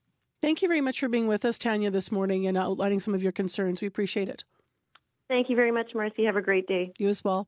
That's Tanya Blatz, an active member of the Point Douglas community and a spokesperson for the Point Douglas Residents Committee. They have concerns about not being as included, as you heard, as they'd like to in the consultation process for a supervised consumption site that would be near their neighborhood in Winnipeg. There's more to community than location. It's about the spaces we share, physically and digitally, the points of view that divide or unite us. Gen Z, let's get to know each other. CBC's Communities in Focus is coming to RRC Polytech's Notre Dame campus November 18th to 29th. Live radio, live streaming, and your point of view. Let's talk. Visit cbc.ca/Manitoba/community for details. That's Jim Agapito's voice. He actually is already talking to students at RRC Polytech. He was there yesterday. Radio Noon was live. He's been there actually all week with our team from Communities in Focus, meeting students, getting into stories. He's on the air with us this morning after 8 o'clock to talk more about international students, specifically at RRC. They're worried about their future in Canada, he says. That's what they were telling him. We're going to hear from some of those students who are anxious about Canada's recent immigration changes. So that's building on some of what we heard yesterday on Radio Noon. They were live there. Information Radio is going to be live there next week, by the way. So next Thursday, you can look forward to the show Ping Live on campus. I haven't been back on that campus for years. I think I covered some stories there, but I went there long before there was a downtown campus, and when Notre Dame, wasn't as involved in elaborate, as involved with their different programs and projects, especially around the trade. So it'll be really interesting to explore. Bit of music next on the program before we talk to Scott Reguera about sports. This is Desiree Dawson, and I Am Blessed.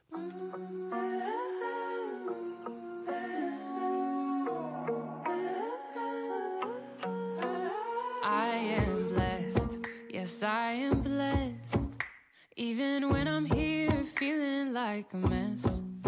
This life has shown me all kinds of stress, and also opened up my heart like the greatest treasure chest. My heart's been bruised and my dreams fell far, and I've stayed awake wishing on the stars. But this life is strange, it can be real rough, so now I look around to see how far I've come. I am blessed, yes I am blessed, even when I'm here feeling like a mess. This life has shown me all kinds of stress, and also opened up my heart like the greatest treasure chest. Step by step, day by day, I'm learning how to find my way, and even in the middle of the fight, so much love's reminding me that I am blessed, yes I am blessed, even when I'm here feeling like a mess. This life has shown me all kinds kinds of stress, and also opened up my heart like the greatest vegetarian. I have grown, yes I have grown, and I'm finding my way home. Yes I have grown, and I'm finding my way. Oh, the pain that I have seen, feeling scared but loving deep, filling spaces in between. I am blessed, holding hands and sharing light through the heartache and the strife, feeling held up by this light. I am blessed, yes I am blessed. Ooh, good tune. Good tune alert, Scott Reger, right? Yeah, absolutely. Love the Makes us, sentiment. yeah, I'm with you. Beautiful. This is Desiree Dawson, by the way. I'm blessed. You might recall that she posted a clip of this on TikTok. It went viral, and then she built a full-length album around it. She's also the 2016 CBC Searchlight winner. Love it. And I'm finding my way. Sweet. You are here to talk about sports. We always start with a little bit of grooving and music, but the Jets, a road trip tonight against a struggling Penguins team. What do you think of this series? Yeah, well, I think they have an excellent chance against the Penguins, who are reeling right now. We're not used to saying that about a team with Sidney Crosby leading the way, Marcy.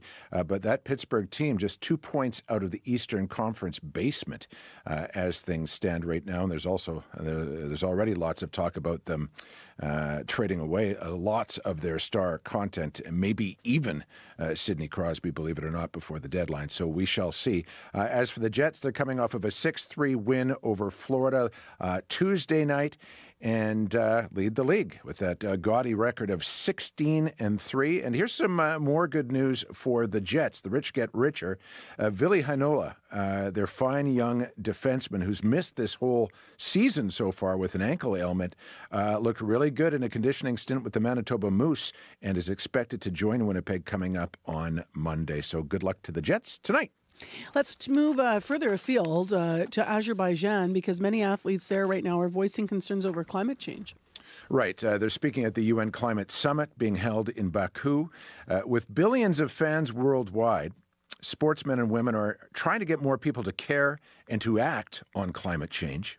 Among today's presenters, Marcy, was triathlete Pranya Mohan, who explained to delegates that after a year or a decade of training in her native India, she says it's become too hot now to train, which means if she's going to remain in her sport, she has to move to the UK.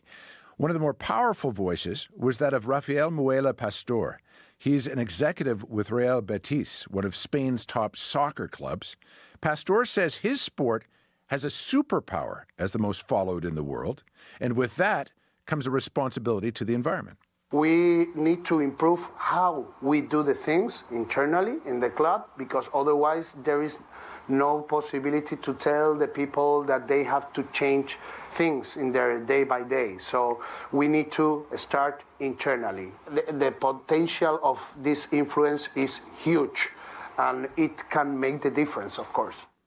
At his club, Pastor has introduced initiatives like fully recyclable uniforms, e-bikes for all employees, and what are called Forever Green matches, where the club educates fans about eco-friendly practices. Real Betis, one of several top footy teams that have gotten together, Marcy, in a climate change alliance with one of their main goals, getting FIFA's attention.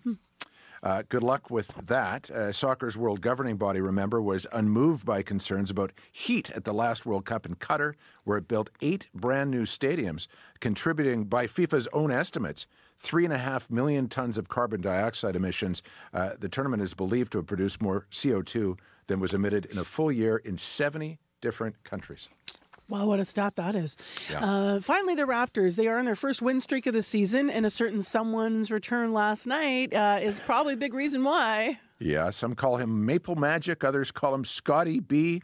I call him a breath of fresh air for this Toronto team. Scotty Barnes, Marcy, playing for the first time since fracturing his eye socket just before Halloween, had 17 points in the Raptors' win over Minnesota. As you mentioned, it's the first time this season the team's won twice in a row, and don't bet against it becoming 3 in a row, but let's take a look at their competition.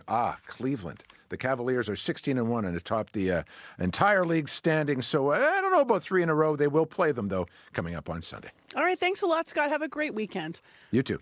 That is Scott Reguer with Morning Sports. We're going to tell you more about the Churchill Marathon, just staying still with sports, after the CBC Winnipeg News.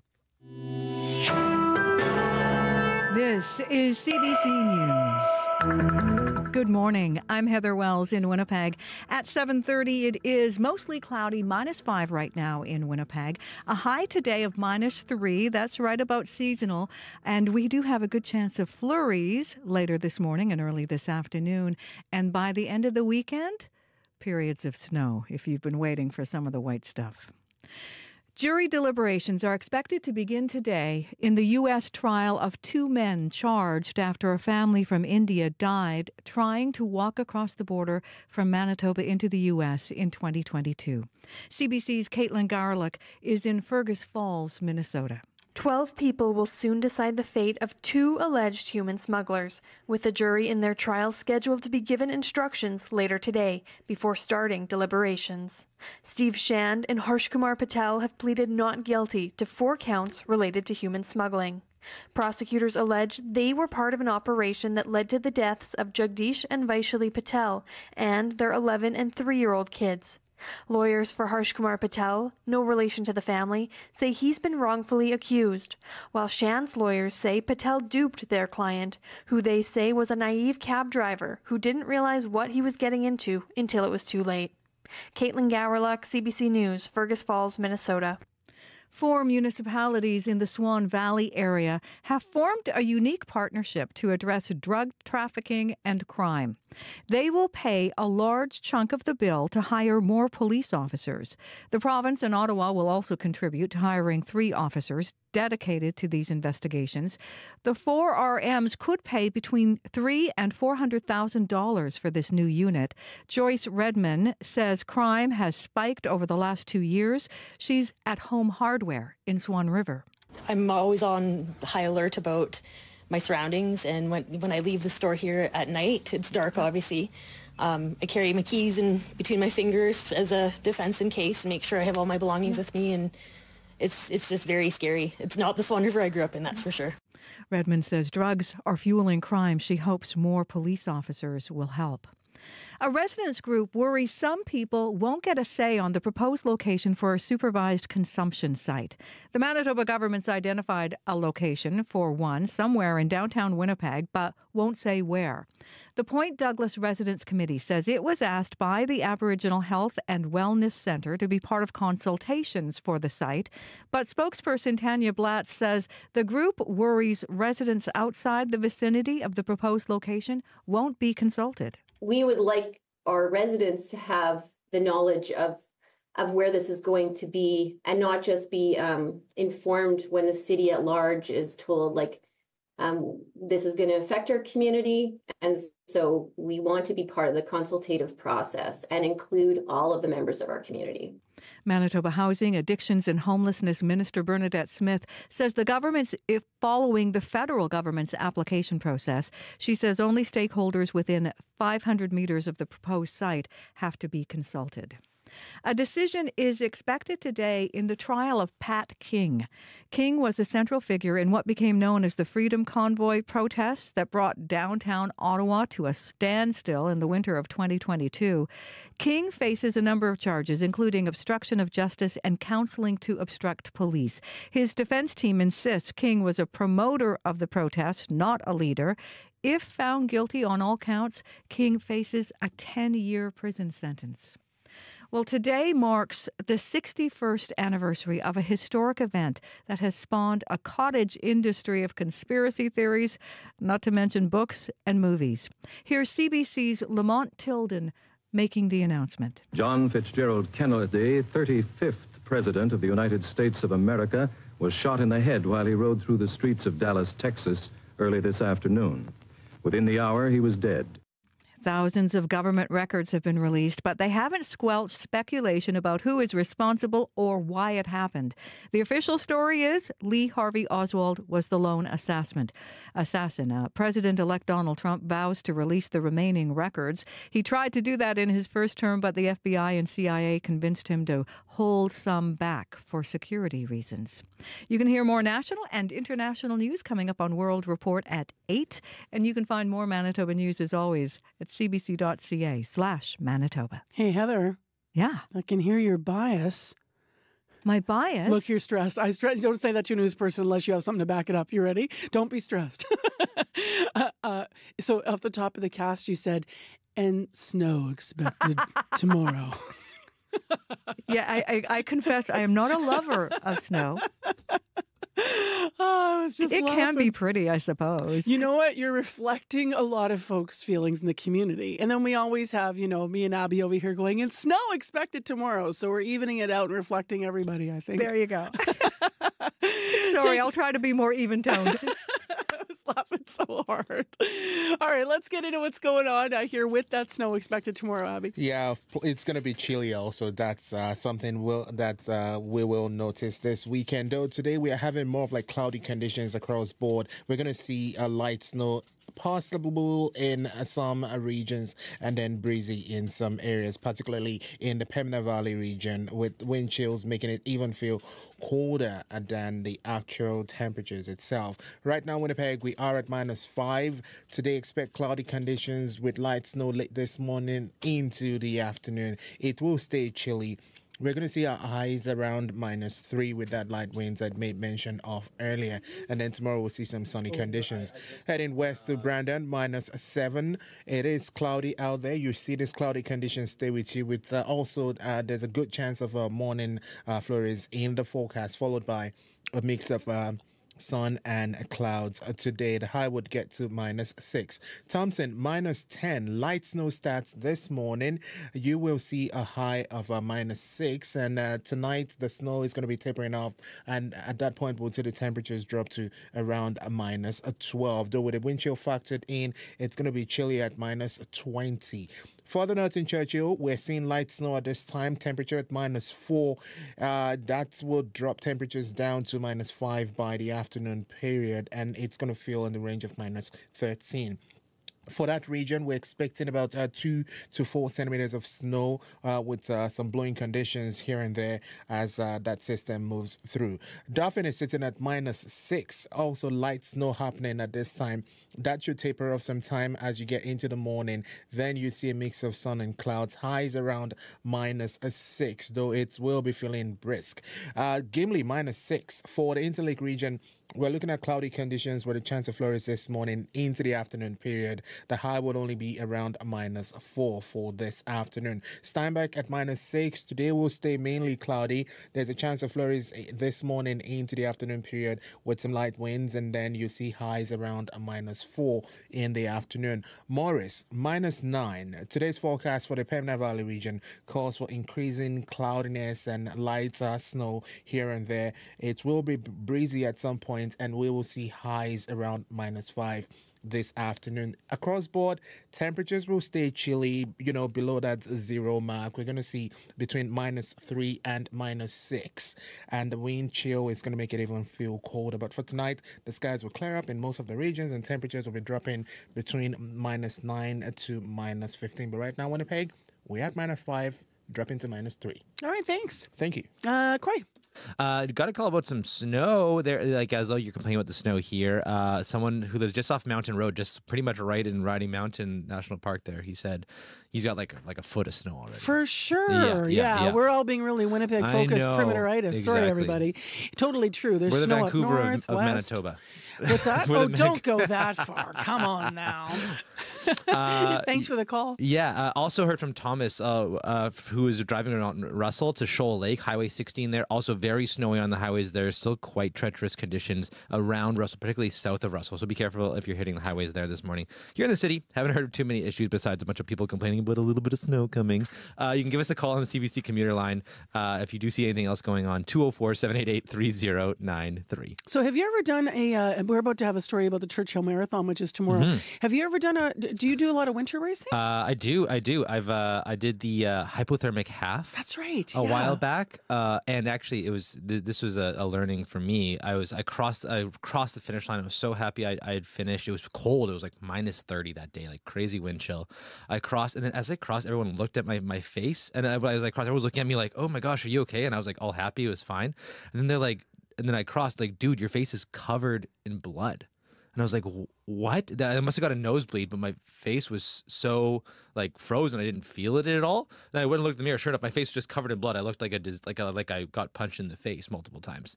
And that is so gross. So that's my winter running is great though. Let me just put that out there. Everyone should do it. It's great for you. Love it. Just make sure maybe look in the mirror. Corey's story takes a turn. I know. Big advocate of winter running. It's really fun. He was okay. Yeah. Nosebleed, frozen, icicles. Well, hopefully there won't be any nosebleeds in Churchill this weekend. There certainly, though, could be ice on your face when you're done running the marathon. If you're a diehard runner, how does this sound to you? Not only, as Corey alluded to, breaking that sweat in the bitter cold, but you're doing it in polar bear country, no less. Tomorrow, about a dozen athletes are going to participate and run through the streets of Churchill. It's the 13th annual Polar Bear Marathon. Albert Martins is the organizer, and as he shared with the CBC's Tessa Adamski, racing in a deep freeze zone comes with challenges. We have had an average of 14, 15 marathon runners, but I limit it to 20 because it is difficult to organize the logistics of it in Churchill, a small community of 800-900 people, and also for the protection of the runners, because I have to protect the runners usually with a vehicle that is driving with each runner individually. You run into the wind one way or another, and it's cold. It's a real challenge, and also, different things come that you don't have in a normal marathon. Like the running shoes aren't really made for minus 30 weather, so the little ventilators or whatever on the shoe, they're not tight, and then your feet get so cold they can freeze. And so one time I remember I had old socks, and I put socks over my shoes to keep my feet warm. Whatever works, right? That is a Polar Bear Marathon organizer, Albert Martins. Now, Samantha Powderhorn is going to be strapping on her sneakers to race tomorrow in the marathon in Churchill. Last year, she ran the full marathon for the first time ever. And what's more, she was also the first female of her Saisi Dene Nation to complete the race. And by the way, she came second overall. She also spoke with CBC's Tessa Adamski ahead of tomorrow's race. The gentleman that was with me, because you have to have an assistant with you because you're in Churchill, there might be polar bears coming around. So if there's a polar bear, you can go in a car, right? So this gentleman, he's actually from my reserve, which is to do with Lake Manitoba. And as I was running, he just kept he was such a great assistant. He was telling me when to drink water, when to have some sugar, when to have a little bite to eat, and he even made some tea for me. So he was a really great assistant when I was running. Anyways, as I was running, I got to half marathon, and that was my goal, was half, and that what I was training for. And then so he says, he's like, I think you got a full in you, he says. I think you got this. And then as I got there and I thought about it and I was still feeling it, I was like, okay, let's do this. So then I ate a granola bar. I had I had a Tylenol, I believe, because I was starting to feel inflammation and pain. So I pretty much rebooted my body. I had some tea, had a granola bar, had some sugar, had some water, and I'm like, okay, let's go. So at that point, I was going to go slow and steady because I haven't trained for a full marathon ever in my life. So this was brand new for me, so I just kept going. And then in my mind, I was like, okay, if I get to 30 kilometers, that's my goal. That's it. That's what I'm going to do, and I'm going to stop there. And I kid you not, as I was approaching 30 kilometers last year, the gentleman that was with me, he rolls down the window, and he says, did you know, Sam, you're going to be the first Saysi First Nation woman to ever complete the full marathon. And I'm like, oh boy, now I got to finish this race. So then I finished it, and it was such a honorable and exciting and healing run for me, because that was my first in my life marathon that I've ever done, and it was such an honor to do it for my nation. And it was cold, and I was really frosty, and up until today, I never ever thought I would be a runner, because just in 2021, I could not run 1 minute. I was over 250 pounds, active alcoholic, and I never ever thought sitting here talking to you would be like, I would never thought that I would be where I am right now, considering everybody says resilience within when they see me and hear my story. So yeah, that's pretty much how that happened. And crazy me, I didn't really think about it after the marathon. I was still wearing my high heels, my Timberland boots. So it was like, okay, this has got to be thought about for next year's run. So every time that I go to this marathon, I really, I want to run for myself, for my healing, for my people, because the Saysi First Nation has a history there in Churchill, and it's a really empowering, healing run for me, and that's what I honor every time I go there. And just in 2022, Churchill was the first time I did my 10K, did my first full, and now I'm going back for Saturday, which is such an amazing thing to do. So as you prepare, like mentally and physically prepare for the upcoming full marathon that you're doing in Churchill here this weekend, what's your thought process on how you do prepare for this, especially knowing like the risks of racing alongside wild animals like polar bears and wolves, and even just the weather itself? Like, what is that like? Well, I think about my ancestors a lot, and I think about, because I'm Saysi and we are nomadic people, and we've traveled the land, and we've followed the caribou. That's what we do, right? So I think about them, and I think about their resilience and how much they've endured through thousands of years. And I'm like, okay, if they could do that, I know I can do it. And it gives me so much power and courage and bravery, and it just, that footstep on the ground is so much power, and I feel very lifted, and I feel like I'm honoring my people, because there's so much traumatic past history from the relocation with my people to Churchill. So I think about my grandma, my grandpas, my uncles, my aunties, and it's very personal for me. And I love winter running. I'd rather winter running, so that's no problem for me. And I'm from the north, so I'm really familiar with like the wildlife and whatnot. So that doesn't really bother me either. So I feel like I'm home, if that makes sense, when I'm running there in Churchill. How nicely put, right? That was Samantha Powderhorn. She will be running in Churchill tomorrow in the 13th annual Polar Bear Marathon. She was in conversation there with the CBC's Tessa Adamski. Breaking news happens anywhere, anytime. Police have warned the protesters repeatedly, get back. CBC News brings the story to you as it happens.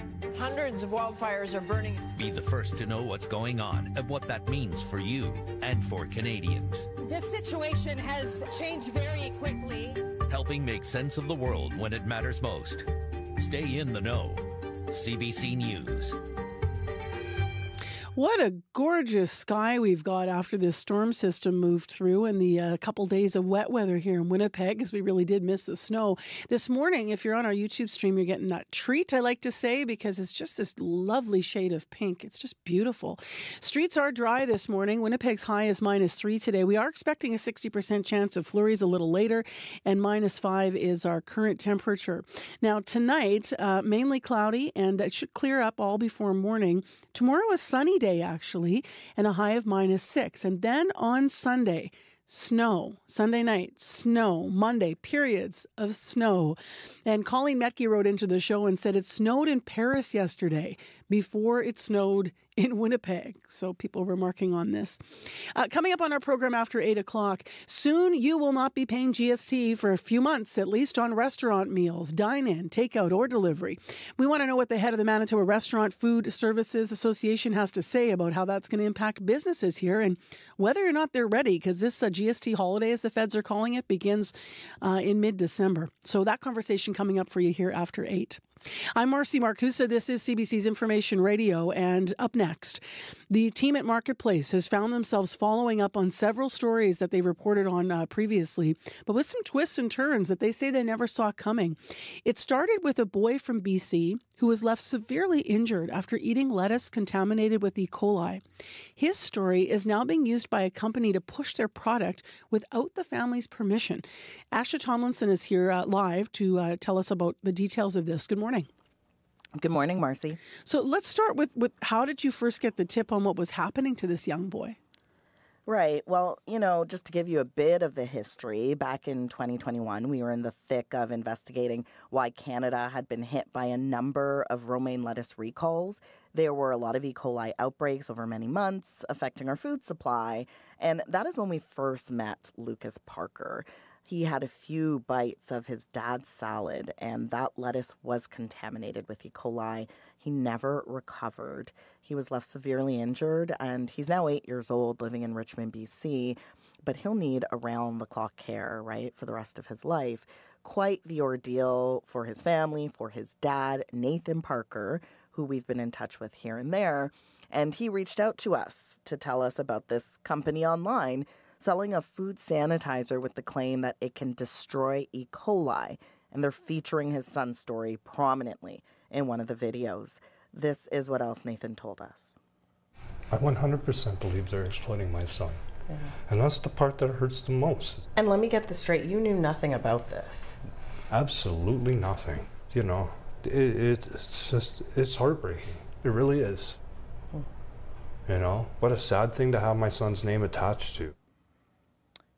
He's obviously so outraged by this, didn't know what to do or, where to go for recourse, which is why he asked us to investigate. So what does the company claim just that this food sanitizer can do?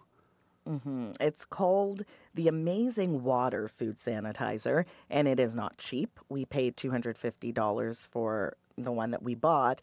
And it is a rather large device with a basket inside. You'd probably put it on your kitchen counter. You pour about 2 liters of water into it. Place your food in there. It could be fruits, veggies, meats, you name it. Cover it up and then turn on the machine for roughly 10 minutes, according to the instructions. The claim, this sanitizer can produce active oxygen, and that's what destroys bacteria, including E. coli. But we took the device that we bought to researchers at the University of Guelph. They tested it out and found it released extremely high levels of ozone, which is, of course, a toxic gas that can lead to all kinds of health issues. It can decrease lung function, for one, cause coughing, chest discomfort, you name it. In fact, at one point during filming, there was, first of all, this really strange smell, that you were kind of inhaling when you turned it on. And then I felt nauseous at one point. When we looked at the ozone monitor, the levels were jumping off the charts. So much so, the microbiologist Keith Warner, who conducted the test, said shut it down, that it just wasn't worth it to keep going for the 10 minutes. It was too dangerous for us. When the researchers, though, ran it for the full 10 minutes in their independent test, the machine turned out to be no more effective than using tap water. So essentially, this machine is doing the same thing we already do with our food. Now, you found a so-called expert on this company's website, I understand, that recommended people should buy this food sanitizer. Mm-hmm. Are they credible? Another twist in our story, and where I say our marketplace investigations collide from our past. The man who appears to be a medical spokesperson used in several videos by Amazing Water. He is wearing a lab coat. He is in a medical setting, sounding like an authority, but he looked so familiar to us, and we couldn't put our finger on why. My producer did some digging, realized the guy is an actor in the U.S. who uses a website called Fiverr for gigs. His name is Bob Francis. How do we know that? We actually hired him ourselves in an investigation we did 7 years ago about fake reviews.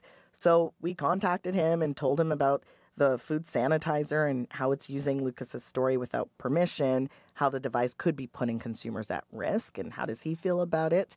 He didn't want to come on camera, but told us in an email he doesn't ever claim to be a medical professional. He just provides content to clients, and it's up to them to consider the ethics of it and to meet government guidelines as well around these types of actor portrayals. What about the company then behind this machine? What do they have to say about all of what you found? There is one man who seems to be the main face of it all. His name is Methsiri Paliagru, also goes by the nickname Lau, living in BC.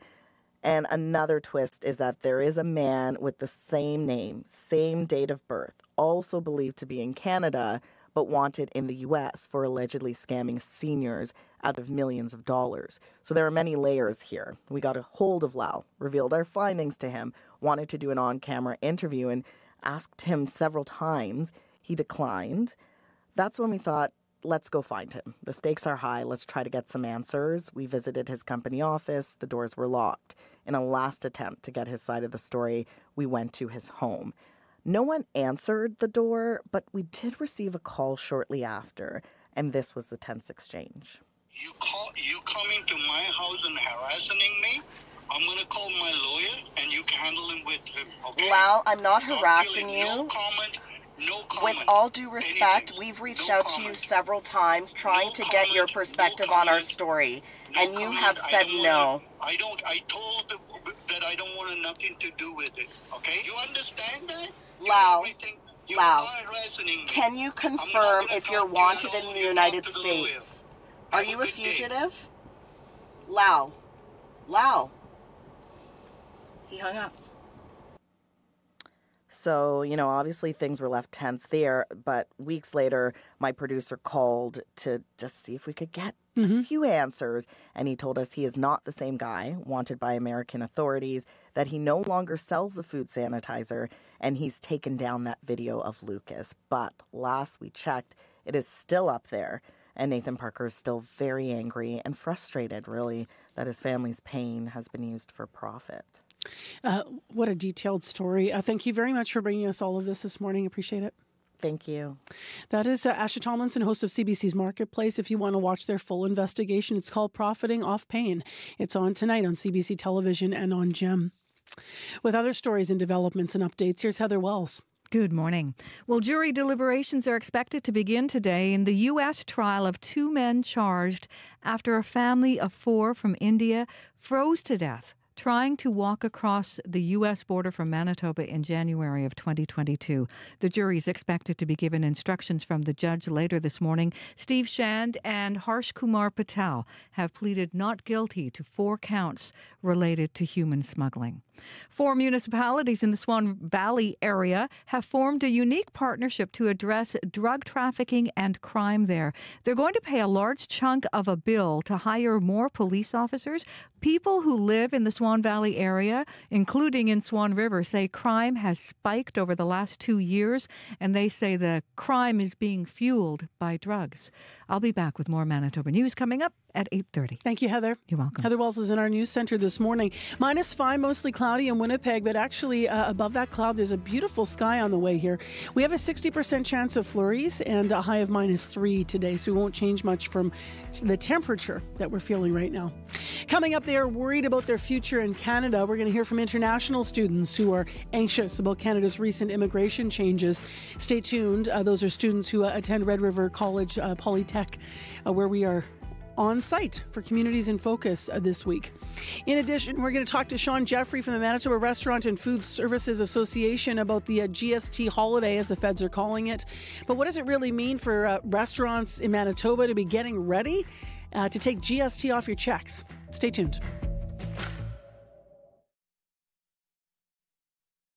On Cue with Tom Power. Malcolm Washington is the son of Denzel Washington, so he knows a little bit about family legacy. Legacy is a big word. His debut feature film is called The Piano Lesson. It's about what we pass on to our family members, and he'll be here to tell you all about it and growing up, son of Denzel. Even with legacy, it's a set of ideals, too. That's coming up on Cue, followed by Commotion with Elamine Abdel Mahmoud on CBC Radio 1, the CBC Listen app, and everywhere you get your podcasts.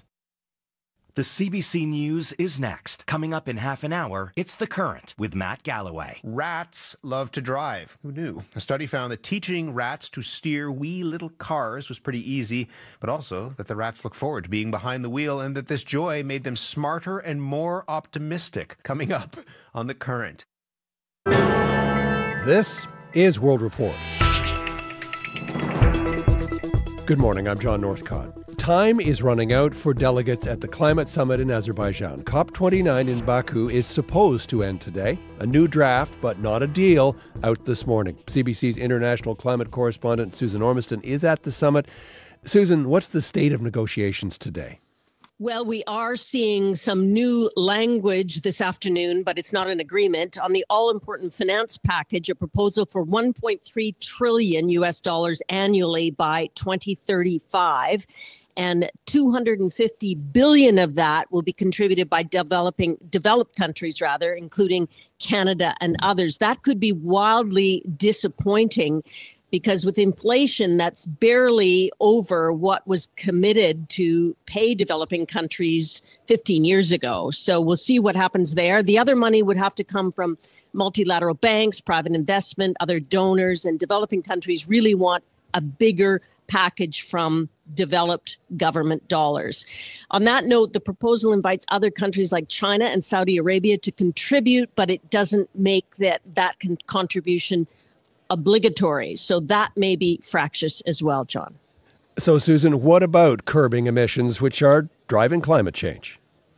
Yeah, well, there had been evidence of a backsliding here on reducing fossil fuel emissions. Last year's conference in Dubai, you may remember, agreed to transition away from fossil fuels. But there have been efforts here by the Arab group and others to temper that, to keep it out of any agreement here. We are seeing some convoluted language about the jobs created by transitioning away from fossil fuels, but not a reiteration of that commitment. Earlier today, we spoke to the Ambassador for Climate Change, Catherine Stewart, who's leading Canada's delegation here about tackling emissions in this agreement. At a minimum, we want to see that commitment repeated here at an absolute minimum, because we recognize the crisis we're in, the urgency of climate change. So first take, John, people are huddled over this text, going through it very, very carefully. There'll be opposition for sure, and then possibly redrafting. So COP29 is going into overtime. Pretty sure of that. CBC's Susan Ormiston in Baku, Azerbaijan. Thanks, Susan. You're welcome. Ontario has reached a deal with Ottawa to join the federal school food program. It's the third province behind Manitoba and Newfoundland to sign on. Prime Minister Justin Trudeau will formally announce the details in a few hours, but our Janice McGregor from the Parliamentary Bureau has them now. Janice, what can you tell us about this deal? John, Ontario's reached an agreement here that's going to see $108.5 million in federal funding roll out over the next 3 years, what they're characterizing as a first round of funding. This is a province where school food programs could really use a boost. There's some kind of breakfast, lunch, or snack available in about 4,500 public schools. That's about 70% of them. And there's a separate First Nations nutrition program that operates at 145 sites across First Nations and urban Indigenous communities. Opportunities. Between those two programs, the province contributes about $38 million a year, but that's nowhere near enough for a province this size. And so charitable, nonprofit organizations and local or even private fundraising has had to fill in a lot of gaps. And what's offered school to school has varied a lot. We have some kids that are getting a full meal. At another site in Toronto this fall, programmers were talking about how recent cutbacks have affected them to the point where they're even cutting an inexpensive fruit like a banana into maybe 4 pieces to give at least a small snack to as many kids as they could. And there are schools that, according to their economic needs, are badly in need of support but have little or nothing available yet.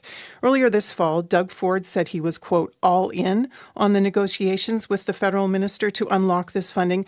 But this morning, he's scheduled a separate news conference with his Labour minister on a different topic. So it doesn't appear that Ontario's premier will stand alongside Justin Trudeau today to reveal this deal. That's different because when the first 2 provinces signed on, the premiers of Newfoundland and Labrador and Manitoba were standing with the Prime Minister for the announcement. Janice McGregor in Ottawa. Thanks, Janice. You're welcome. A decision is expected this morning in the Ottawa trial of Pat King. In 2022, he was a central figure in what became known as the Freedom Convoy protests. Those demonstrations gridlocked downtown Ottawa. The CBC's David Fraser has been following the trial. I'm being arrested. It's been nearly 3 years since Pat King's arrest during protests against COVID-19 measures and the Liberal government. The trial wrapped up in July with prosecutors calling him a driving force behind the blockades that disrupted Ottawa and its citizens. Over 3 weeks of testimony this summer, the Crown argued King was guilty of influencing truckers to block streets and defy court orders. He is charged with mischief, intimidation, and other crimes. During trial, prosecutors used video clips like this one. It's game on, boys. Blow those horns. Taken from his own social media during the protests. Let those horns fire as loud as you can. The defense says King was a promoter, not a leader, and pointed to moments he told supporters to stay peaceful and comply with authorities. Before the convoy, King was already a polarizing figure. There's an end game. It's called depopulation of the Caucasian race. Known online for promoting conspiracy theories like this one to a large audience. During the trial, the court limited his social media use but let him raise funds online for his legal defense. He was allowed to host live streams to rally support, including here with his lawyer, Natasha Calvino, in June. We're not just fighting for Pat, we're fighting for all of Canada. King's legal battles have been ongoing since his arrest in February 2022. His supporters dutifully showing up for each of his court appearances. They're expected here at the courthouse again today as King faces a potential 10-year sentence. David Fraser, CBC News, Ottawa. Tainted alcohol is being blamed for the deaths of 6 tourists in Laos, among them 2 Australian teenagers. Officials believe their drinks contained methanol, a common ingredient in paint thinners and antifreeze. Crystal Gomansing has the details. That's a Thai police superintendent explaining the poisonous effect of consuming methanol and how it can cause the brain to swell. A 19-year-old Australian, Holly Bowles, has become the 6th person to die in the popular backpacking town of Van Vieng. Her family had been at her bedside in Bangkok, where she was on life support. Here's her father, Sean Bowles. We'd just like to thank everyone from back home for all the support and love. Bowles' friend Bianca Jones also died. Australia's Prime Minister Anthony Albanese paid tribute to her Thursday. Bianca's trip should have been a joyous time and a source of fond memories in years to come. Memories that she should have carried with her into the long, bright future that lay ahead of her. Tainted drinks are believed to be responsible for the deaths of citizens from Australia, Denmark, the US, and UK. Police have reportedly detained several people in relation to the deaths, including a hostel manager. But so far, no charges have been laid. Tourists are being urged to exercise caution when consuming alcohol in Laos. Crystal Gomansing, CBC News, London. And finally, air pollution may force 2 antagonistic neighbors closer together. Pakistan and India both facing dangerously high levels of smog, and that is prompting calls to cooperate to tackle the problem. The CBC's Anand Ram has more. Life in Lahore, Pakistan rolls on, but through polluted skies choked with smog so bad you can taste it. Hints of burnt wood and aftertastes of carcinogens. Rafi Alam is an environmental lawyer based in Lahore, where bad air quality has locked down neighborhoods and shut down schools. And for kids, that's not necessarily a safer move. When those kids are sent back home, it's not like they're experiencing better air quality. Now you're sending somebody back to a room full of 6 or 8 people, still exposed to bad air pollution. The pollution's so bad in Pakistan and northern India, it's got usually bitter neighbors calling for cooperation. Because the winds don't know our borders, said one Pakistani minister earlier this month. Experts suggest one such effort could be standardizing what bad air quality levels are.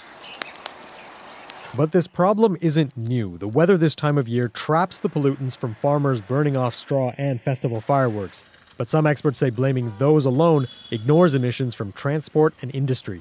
Tanushree Ganguly is with the Air Quality Life Index Initiative in New Delhi. Standards for motor vehicles, standards for large-scale industrial sources. I think we're seeing significant violations across regions. So for these two countries, constantly at the top of global poor air quality rankings, cooperation needs to go beyond the current climate. Anand Ram, CBC News, Toronto.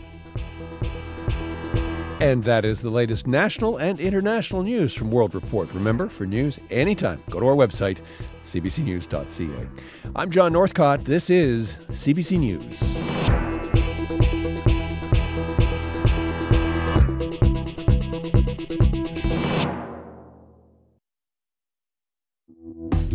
It is Friday, folks, so we made it to November 22nd already. I'm Marcy Marcuso. We're live downtown in Winnipeg in CBC studios on 89.3 FM, 990 AM on the app and YouTube.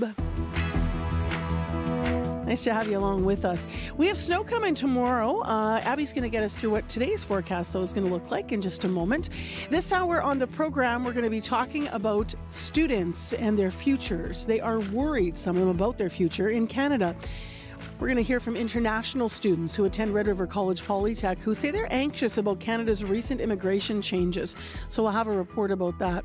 In addition, how are you feeling about the GST holiday? For 2 months starting December 14th on a number of things, goods and services, you won't be paying the GST.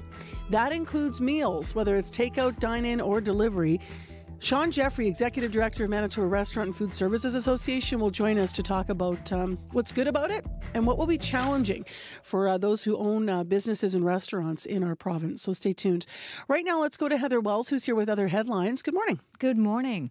Well, Stonewall RCMP are investigating what they say is a suspicious death.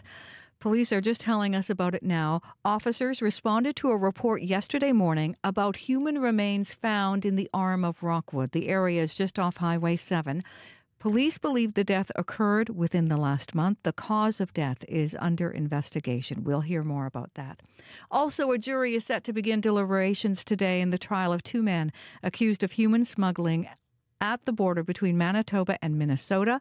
Witness testimony and closing arguments concluded yesterday in the trial of Steve Shand and Hash Kumar Patel. We'll hear more in our next local news at 8:30. All right, thank you, Heather. You're welcome. Well, for those folks that are addicted to craft shows, it's a big weekend, Abby. Yeah, it's a big weekend. They got the big one at, out at the Red River Exhibition Park, the Third and Bird. It's probably the biggest one, but there's a whole bunch of other ones. There's one, I think, out in St. Andrews, and it's, I always call it for myself, I'm just speaking personally, get together with my friends and pretend I'm going shopping for other people, and then just spend all the money on stuff for myself. But you're supporting local and artisans, and so there's kind of this sometimes guilt, like it's like, oh, I still have no gifts, but then, it was nice to meet all those makers. But they need good weather to be out and about. They need good weather, and before the snow comes, I'm sure you're going to have a good time at the sales. But right now, Winnipeg, -5. We're still stuck there all morning. We're dropping to -3 later. We should see cloudy conditions, light flurries late this morning into the afternoon period, and then some light winds would come through the day. As mentioned, we'll only get to -3 today. Yesterday, I did notice some, sunny breaks through some areas.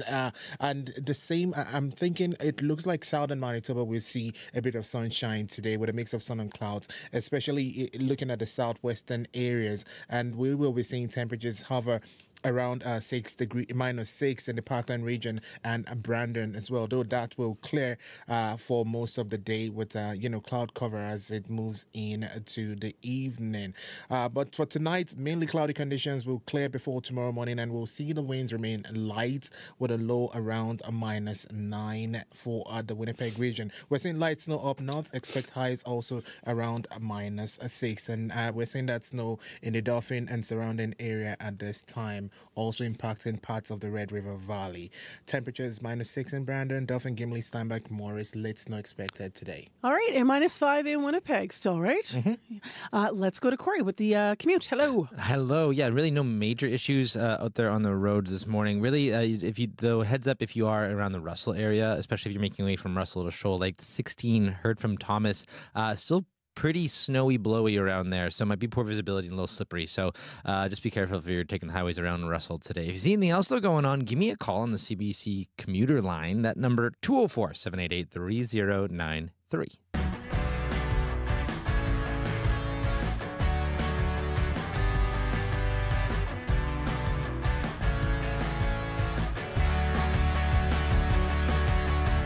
Well, as the federal government scales back on international students' study permits, in Canada, it is creating some anxiety, as I alluded to, for some post-secondary students here in our province.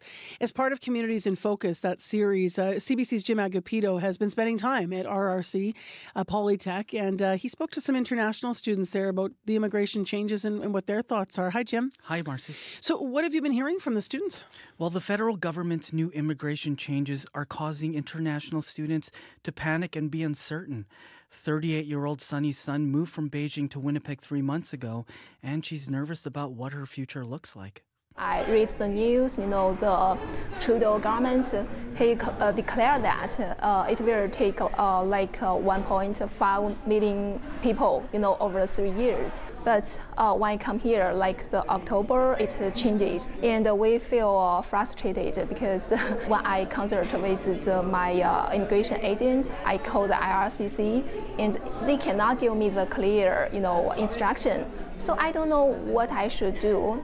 Make me transfer my program to another program I don't like. But I have to because maybe it's on the long-term shortage list. I can get the work permit after graduation. Makes most people feel not good. And because the new rules aren't clear, it's creating more panic for international students. Sunny, who we heard from there, what is Sunny studying now? Well, she's in pharmaceutical and food manufacturing, and her course is 2 years in length. She was originally studying dental assisting, but switched because that program was only 1 year long. And she really loved that program, Marcy, but she really was thinking about her family's future. What do you mean by that? How so? Well, Sunny says this new field will give her a better chance of getting a job in Canada, which means that it will be a better life for her son who could potentially come here. But that story I'm hearing is also what I'm hearing from other international students. Let's elaborate on that. Who else did you meet? Well, I met Enrique Serrata, and he has a similar story. He came to Canada from Venezuela with his family last year. He's studying business administration and majoring in logistics and supply chain at RRC. It has changed a lot. My wife, she's working right now. For the moment, you work 6 months and then you can apply as, it was for federal workers, but that changed right now. So that's not an option anymore. Right now, we're thinking, okay, you can apply after you get graduated, and if you find a job in a related area, we're hoping that. If not, we are starting to think about other options that were never an option, like going to the U.S., to apply for the U.S. because I know my degree here will be, valid in the U.S. as well. Now, in the past, Marcy, spouses of international students were allowed to work if their partner was in school full-time. Ottawa, though, has put a new limit on those permits. Let's remind people of some of these changes, Jim. Well, this year, the federal government issued 485,000 international study permits, but that number will be reduced to 437,000 in 2025 and 2026, which is 10% less.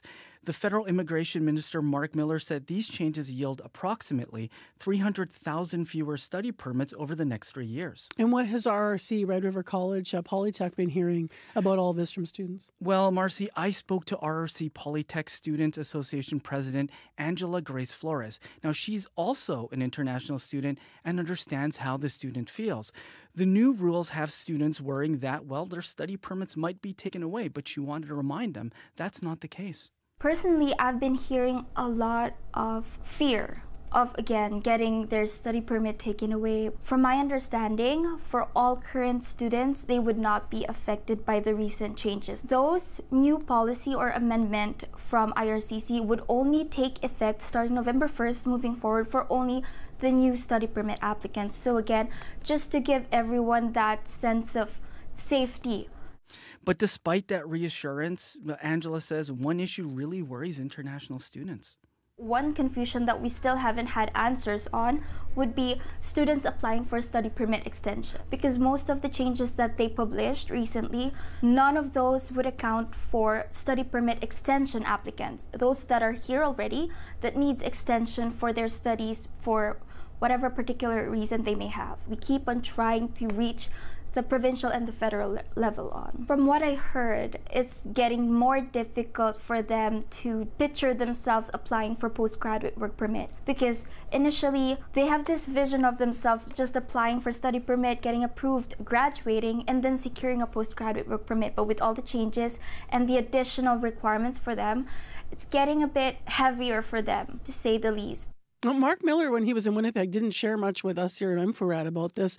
I know you reached out. What does the federal government say about all of these immigration changes? Yeah, Marcy, they said these changes are necessary to help them address the pressures of housing, healthcare, and other services.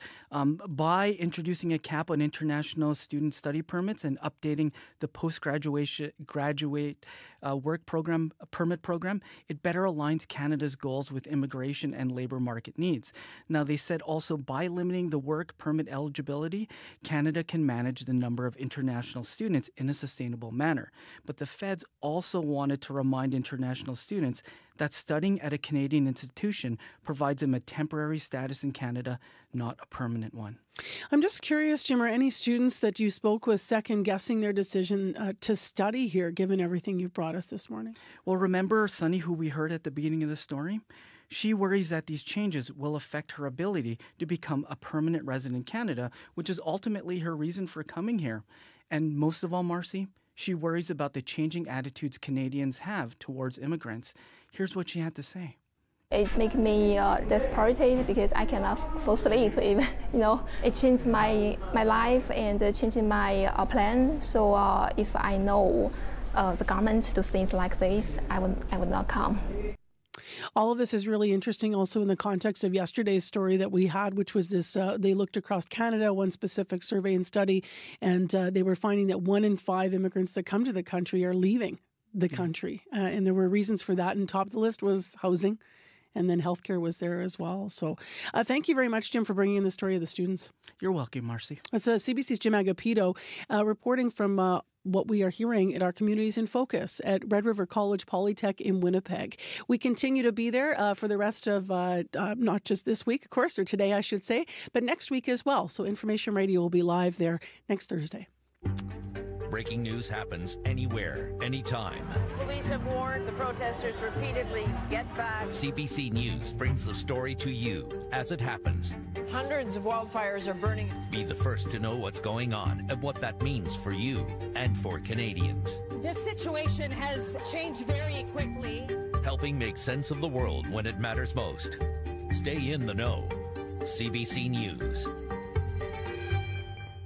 8:22 a.m. is the time right now, and making news today is a list that you are likely interested in hearing about, because this is the federal government saying they're going to give everyone a GST holiday that starts December 14th and runs through mid-February. So for 2 months, they're taking the GST off of various things: Christmas trees, books, print newspapers, puzzles, kids' toys, children's clothing and footwear, snacks, and restaurant meals. That's whether it's dine-in, takeout, or delivery. Now, that's part of the list. You've been writing in on what's not on the list. We're going to share some of those comments. But first, to the restaurant meal aspect of things, let's talk to Sean Jeffrey, Executive Director of Manitoba Restaurant and Food Services Association, who's live on CBC now. Good morning. Good morning. How are you? I'm well. So overall, from the business perspective and, the lens of restaurants in Manitoba, how do you view the GST holiday? Well, it's a win. It's definitely a win, something that, definitely going to benefit going into our busiest time of the year, one of the busiest times of the year being the holiday season. And then obviously coming out of the holiday season and actually into one of our slowest times of the year, which is after the holiday season. So, it's twofold. Number one, it's kind of a focus on maybe having that consumer maybe go out and partake in a restaurant meal, in maybe when they wouldn't have because of, their thought process and in saving a little bit on that cost. And then the second one, and probably the more prevalent one, would be the increases in what they're going to spend inside of a restaurant. So ordering that dessert maybe when they wouldn't have, or that extra drink, or maybe having an appetizer because they're saving that 5%, right? So it's definitely a win. We're hoping that the Manitobans will utilize this and try to spend it in our industry because we need it now more than ever. And our industry is still struggling from the pandemic and really with inflationary costs and rises in various costs as we have. So it's definitely a win. We would like to see something a little bit more longer term. I'm going to ask you to elaborate on that in a moment, but I want to ask you about we need it more now than ever. I have a number in front of me that says business is down about 3% in the province for restaurateurs. Is that accurate? Yeah, spending is down about 3%, but I think the most sobering number is that pre-pandemic, about 19% of our industry was not making money or breaking even. Right now, it's 53%, and so that's a significant increase in the amount of viability that we have in our industry. So those 50% of the restaurants that you visit on a day-to-day basis, they're not making money or they're not making money at all. So. And that's a sobering number. That's causing restaurant decisions to close, restaurants to rejig their business, to change, and never for the positive. What's that about, Sean? Is that dining rooms not bouncing back post COVID? Is that what's contributing to that number being so much higher? Three things. Number one is costs. So obviously, costs are up about 25 to 30% compared to 2019, and that's costs and food costs and operational costs, insurance costs, and so forth. Labor, our labor cost has increased 32% in 2 years in 1 day. So obviously, a major cost, especially in the restaurant industry, where it requires almost double the amount of labor to run a business in the restaurant industry compared to the next industry, which is retail. And the third thing is just customer spending, and that is down, like I said, 3%. And when we factor in that, we're about a $3.2 billion industry in Manitoba, that's a significant amount of money. So it's very sobering, but it's also, this is, things like this obviously put a smile on the restaurant industry's face a little bit because it helps us stay positive on what's moving forward. But like I said, we'd like to see something a little bit more longer term and some more support to make sure our industry is viable for the future. Longer term, how? Like permanent or enough to get restaurants over the hump? Or tell me a little bit more about that. I understand you also are thinking that they could have extended the taxes on business meals as well. Yeah, so federally, we've been advocating for quite a long time federally to change the business tax write-off, where you could write off your business for business meals in a restaurant from 50% to 100%. It makes a significant change because obviously you're a business owner and you take that client or that customer out for lunch or dinner, you can only write off 50% of it. So we would like to see that change because obviously it's an increase in the industry and you're going to see more business. So the return on investment on that is quite significant because you're going to see an increase in an influx in actual business meals. But provincially, it's really about us being more competitive against the provinces that surround us. Manitoba is the only province in Western Canada, including Ontario, that does not have a liquor discount or a wholesale program for liquor for restaurants. So just to explain that, when a restaurant goes and buys their $250,000 a year in alcohol from Manitoba Liquor and Lotteries, they pay the same amount of money for that liquor that any consumer does when walking to a liquor store. So it's pretty significant to think that in that massive volume that you're purchasing, that you get no discount. But so we're definitely working with the government and advocating very heavily for the implementation like this. Ontario has one, BC has one as well. And it would definitely provide long-term support in making our industry viable. Let me ask you this. We're talking about, you're talking about what your hopes might have been beyond this, the current state of things, obviously where this will be received as good news, this GST tax holiday.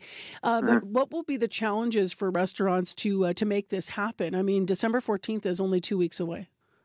Yeah, like it's a scramble time of the year, especially in our industry. Or like I said, when you talk about a restaurant that's had to make significant changes to their business model, cut a lot of labor, change the way that you got restaurant owners who would normally be out talking with customers now washing dishes and making food in the back, because it's just unfortunately what we have to do to keep the doors open. And so those restaurant owners who are pulling those 10 to 12-hour shifts cooking in the back now have to find a way to kind of reprogram all their systems. And if their systems aren't updated, it's a very, convoluted process. So we're hoping that we can kind of, make that happen. And we will make that happen because we want Manitobans to come to our restaurant. That's the ultimate success for us.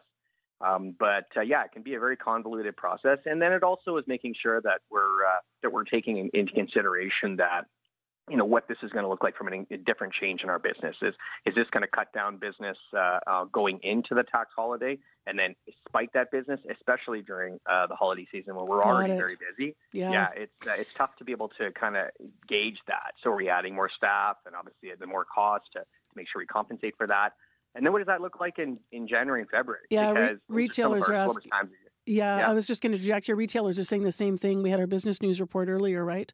Are people going to delay spending on physical goods? And you're saying, are they going to delay that meal out until later in December? And the biggest thing is about our industry is we got to also remember, and I've already stated, is that in our industry, you require over double the amount of staff to staff a restaurant than any other industry. So if we're putting staff on, it's not just one extra one, like in some of the other industries, we're having to add 4 or 5. So it's a pretty significant cost teeter-totter there, that if we get the business, great, and we're good to go. But if we don't, it's an additional cost that we just can't afford right now. Appreciate you being on CBC with us, Sean. Thank you. Pleasure as always. Take care. Sean Jeffrey, Executive Director of Manitoba Restaurant and Food Services Association. You might have heard in the background there Corey, who's popped in, and that is because this is your call-in today. Yeah, it is. I'm hosting Radio Noon today, and we just want to keep the conversation going here. What do you, maybe you're impacted by this or not by this GST holiday coming up? Want to know how that impacts you, or if you're a business owner in particular, not just a consumer, business owner, what might this mean for your business? Call us after 12:35. You can also leave a message on our listener line, 204-788-3797. All right, thanks, Corey. Thank you. Some of the things that didn't make the list, you also wrote to us. Some people hoping for laundry detergent, pet food, household cleaning supplies. If you want to read the story about the GST holiday, cbc.ca/Manitoba. The list actually on what is exempt lives there. Your CBC Winnipeg News is next. This is CBC News. Good morning. I'm Heather Wells in Winnipeg. At 8:30, it is -6 right now. Cloudy today, a good chance of flurries, and a high of -3. Stonewall RCMP are investigating what they say is a suspicious death. Officers yesterday responded to a report of human remains being found in the RM of Rockwood. The area is off Highway 7 and officers secured that area. Police believe the death occurred within the last month. The cause of death is under investigation. An autopsy is being done. Jury deliberations are expected to begin today in the U.S. trial of 2 men charged after a family of 4 from India froze to death trying to walk across the border from Manitoba into the U.S. in January of 2022. CBC's Caitlin Garlick is in Fergus Falls, Minnesota. 12 people will soon decide the fate of 2 alleged human smugglers, with the jury in their trial scheduled to be given instructions later today before starting deliberations. Steve Shand and Harshkumar Patel have pleaded not guilty to 4 counts related to human smuggling. Prosecutors allege they were part of an operation that led to the deaths of Jagdish and Vaishali Patel and their 11 and 3-year-old kids. Lawyers for Harshkumar Patel, no relation to the family, say he's been wrongfully accused, while Shan's lawyers say Patel duped their client, who they say was a naive cab driver who didn't realize what he was getting into until it was too late. Caitlin Gowerluck, CBC News, Fergus Falls, Minnesota. A residents group worries some people won't get a say on a proposed location for a supervised consumption site. The Manitoba government has identified the location for one somewhere in downtown Winnipeg, but won't say where. The Point Douglas Residents Committee says it was asked by the Aboriginal Health and Wellness Centre to be part of consultations for a site somewhere in Point Douglas.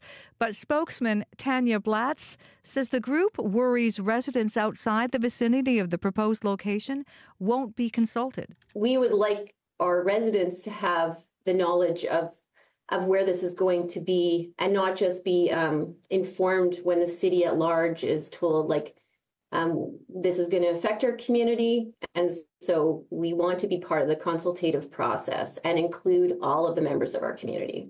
Manitoba Housing, Addictions and Homelessness Minister Bernadette Smith says the government is following the federal government's application process. She says only stakeholders within 500 meters of the proposed site have to be consulted.